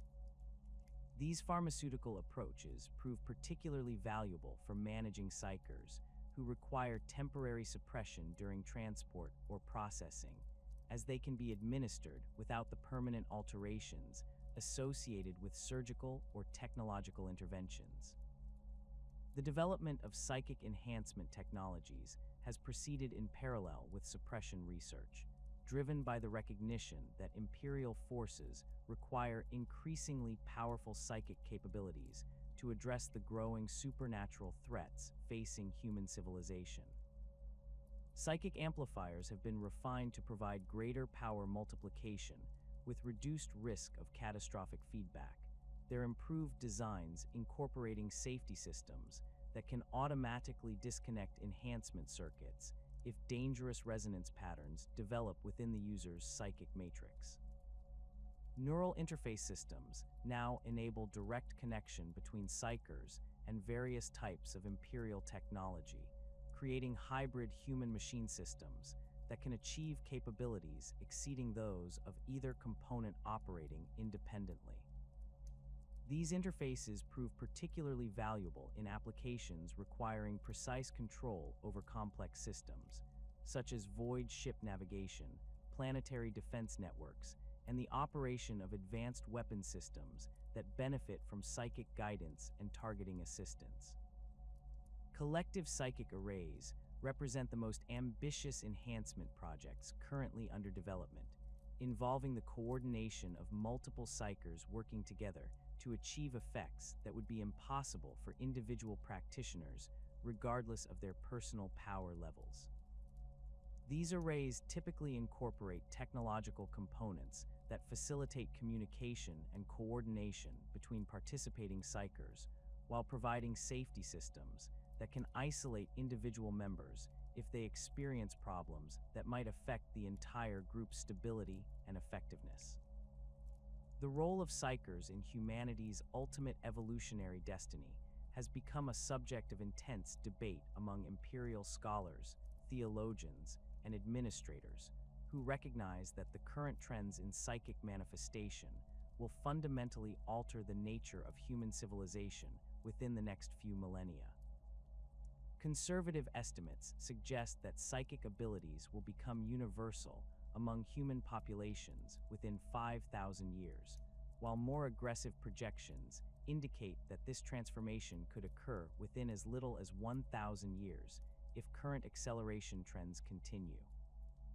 The implications of universal psychic ability for Imperial society extend far beyond simple administrative challenges to encompass fundamental questions about human identity, the nature of consciousness, and humanity's relationship with the warp and its inhabitants. A fully psychic human species would possess capabilities that exceed anything currently achieved by the most advanced Xeno civilizations, potentially enabling humanity to challenge the Chaos Gods themselves for dominion over the Immaterium, while simultaneously creating unprecedented vulnerabilities to corruption and spiritual contamination. The Emperor's grand design for humanity's psychic evolution remains largely mysterious, though various Imperial scholars have proposed theories about his ultimate intentions based on fragmentary evidence gleaned from ancient texts, prophetic visions, and careful analysis of his actions throughout human history. Some theories suggest that the Emperor deliberately accelerated humanity's psychic evolution through his own actions and the various psychic phenomena associated with his presence, viewing the current crisis as a necessary transition period that will ultimately produce a species capable of surviving and thriving in a galaxy dominated by supernatural forces. Alternative interpretations of available evidence propose that the current psychic awakening represents an unintended consequence of the Emperor's long-term plans, possibly triggered by his confinement to the Golden Throne and the resulting disruption of carefully maintained psychic equilibria that he had established throughout human space. These theories suggest that the accelerating manifestation of psychic abilities represents a crisis that requires immediate intervention rather than a planned evolutionary step, though the specific nature of appropriate responses remains subjects of intense debate and speculation. The theological implications of humanity's psychic evolution have created significant tensions within the Imperial cult, as different factions struggle to reconcile traditional doctrines about human nature and divine will with the observable reality of rapidly changing psychic demographics. Orthodox theologians maintain that psychic abilities represent gifts from the Emperor that should be embraced and developed for the greater glory of humanity, while more conservative voices argue that the current trends represent dangerous deviations from the Emperor's original design that require correction through appropriate spiritual and technological interventions. The practical challenges of governing a fully psychic human population would require fundamental restructuring of Imperial administrative, military, and social systems to accommodate capabilities and vulnerabilities that differ dramatically from those of baseline humans. Traditional approaches to law enforcement, military discipline, and social control would prove inadequate for managing populations where every individual possesses abilities that could potentially threaten planetary security or enable resistance to imperial authority through supernatural means. The military implications of universal psychic ability present both unprecedented opportunities and existential threats for imperial defense forces, as armies composed entirely of Psykers would possess capabilities that could overwhelm any conventional military force while simultaneously creating vulnerabilities that enemies could exploit through psychic warfare, demonic infiltration, and other supernatural attack methods. The coordination and command challenges associated with psychic military units would require entirely new doctrines and organizational structures that account for the unique characteristics of psychically gifted personnel. The relationship between a fully psychic humanity and the various Xenos species that currently dominate different regions of the galaxy would likely shift dramatically, as enhanced human capabilities could enable more effective resistance to threats such as Tyranid hive fleets, orc invasions, and Eldar manipulation, while simultaneously creating new forms of conflict based on psychic dominance and supernatural influence rather than conventional military superiority. The ultimate fate of the Chaos Gods themselves remains uncertain in scenarios where humanity achieves universal psychic ability, as the emotional and spiritual energy generated by billions of psychically active humans could either strengthen these entities beyond all previous limits or provide the foundation for new forms of warp-based consciousness that could challenge their dominion over the Immaterium. The possibility that humanity's psychic evolution might culminate in the birth of a new chaos god dedicated to human interests represents both the greatest hope and most terrible fear associated with current evolutionary trends. As the 41st millennium draws toward its close, the Imperium of Man stands at a crossroads that will determine not only the survival of human civilization, but the fundamental nature of humanity itself.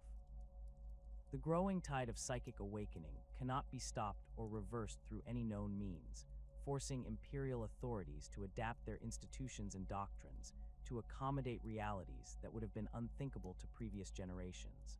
Whether this transformation leads to humanity's ascension to a higher form of existence or its complete destruction through chaos corruption remains to be determined by the choices made in the coming centuries. The Psykers who serve the Emperor in these dark times carry within themselves both the seeds of humanity's greatest triumph and the potential for its ultimate doom. Their abilities represent the cutting edge of human evolution, the tools through which the species might transcend its current limitations and achieve dominion over the galaxy itself. Yet these same gifts make them vulnerable to corruption by forces that seek nothing less than the complete annihilation of human civilization and the reduction of all reality to the primordial chaos from which it emerged.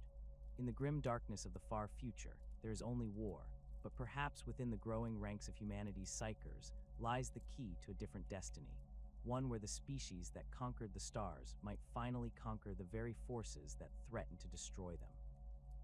The future remains unwritten, its possibilities as infinite as the warp itself, waiting to be shaped by the will and courage of those who dare to wield the most dangerous power in the universe in service to the immortal Emperor of mankind.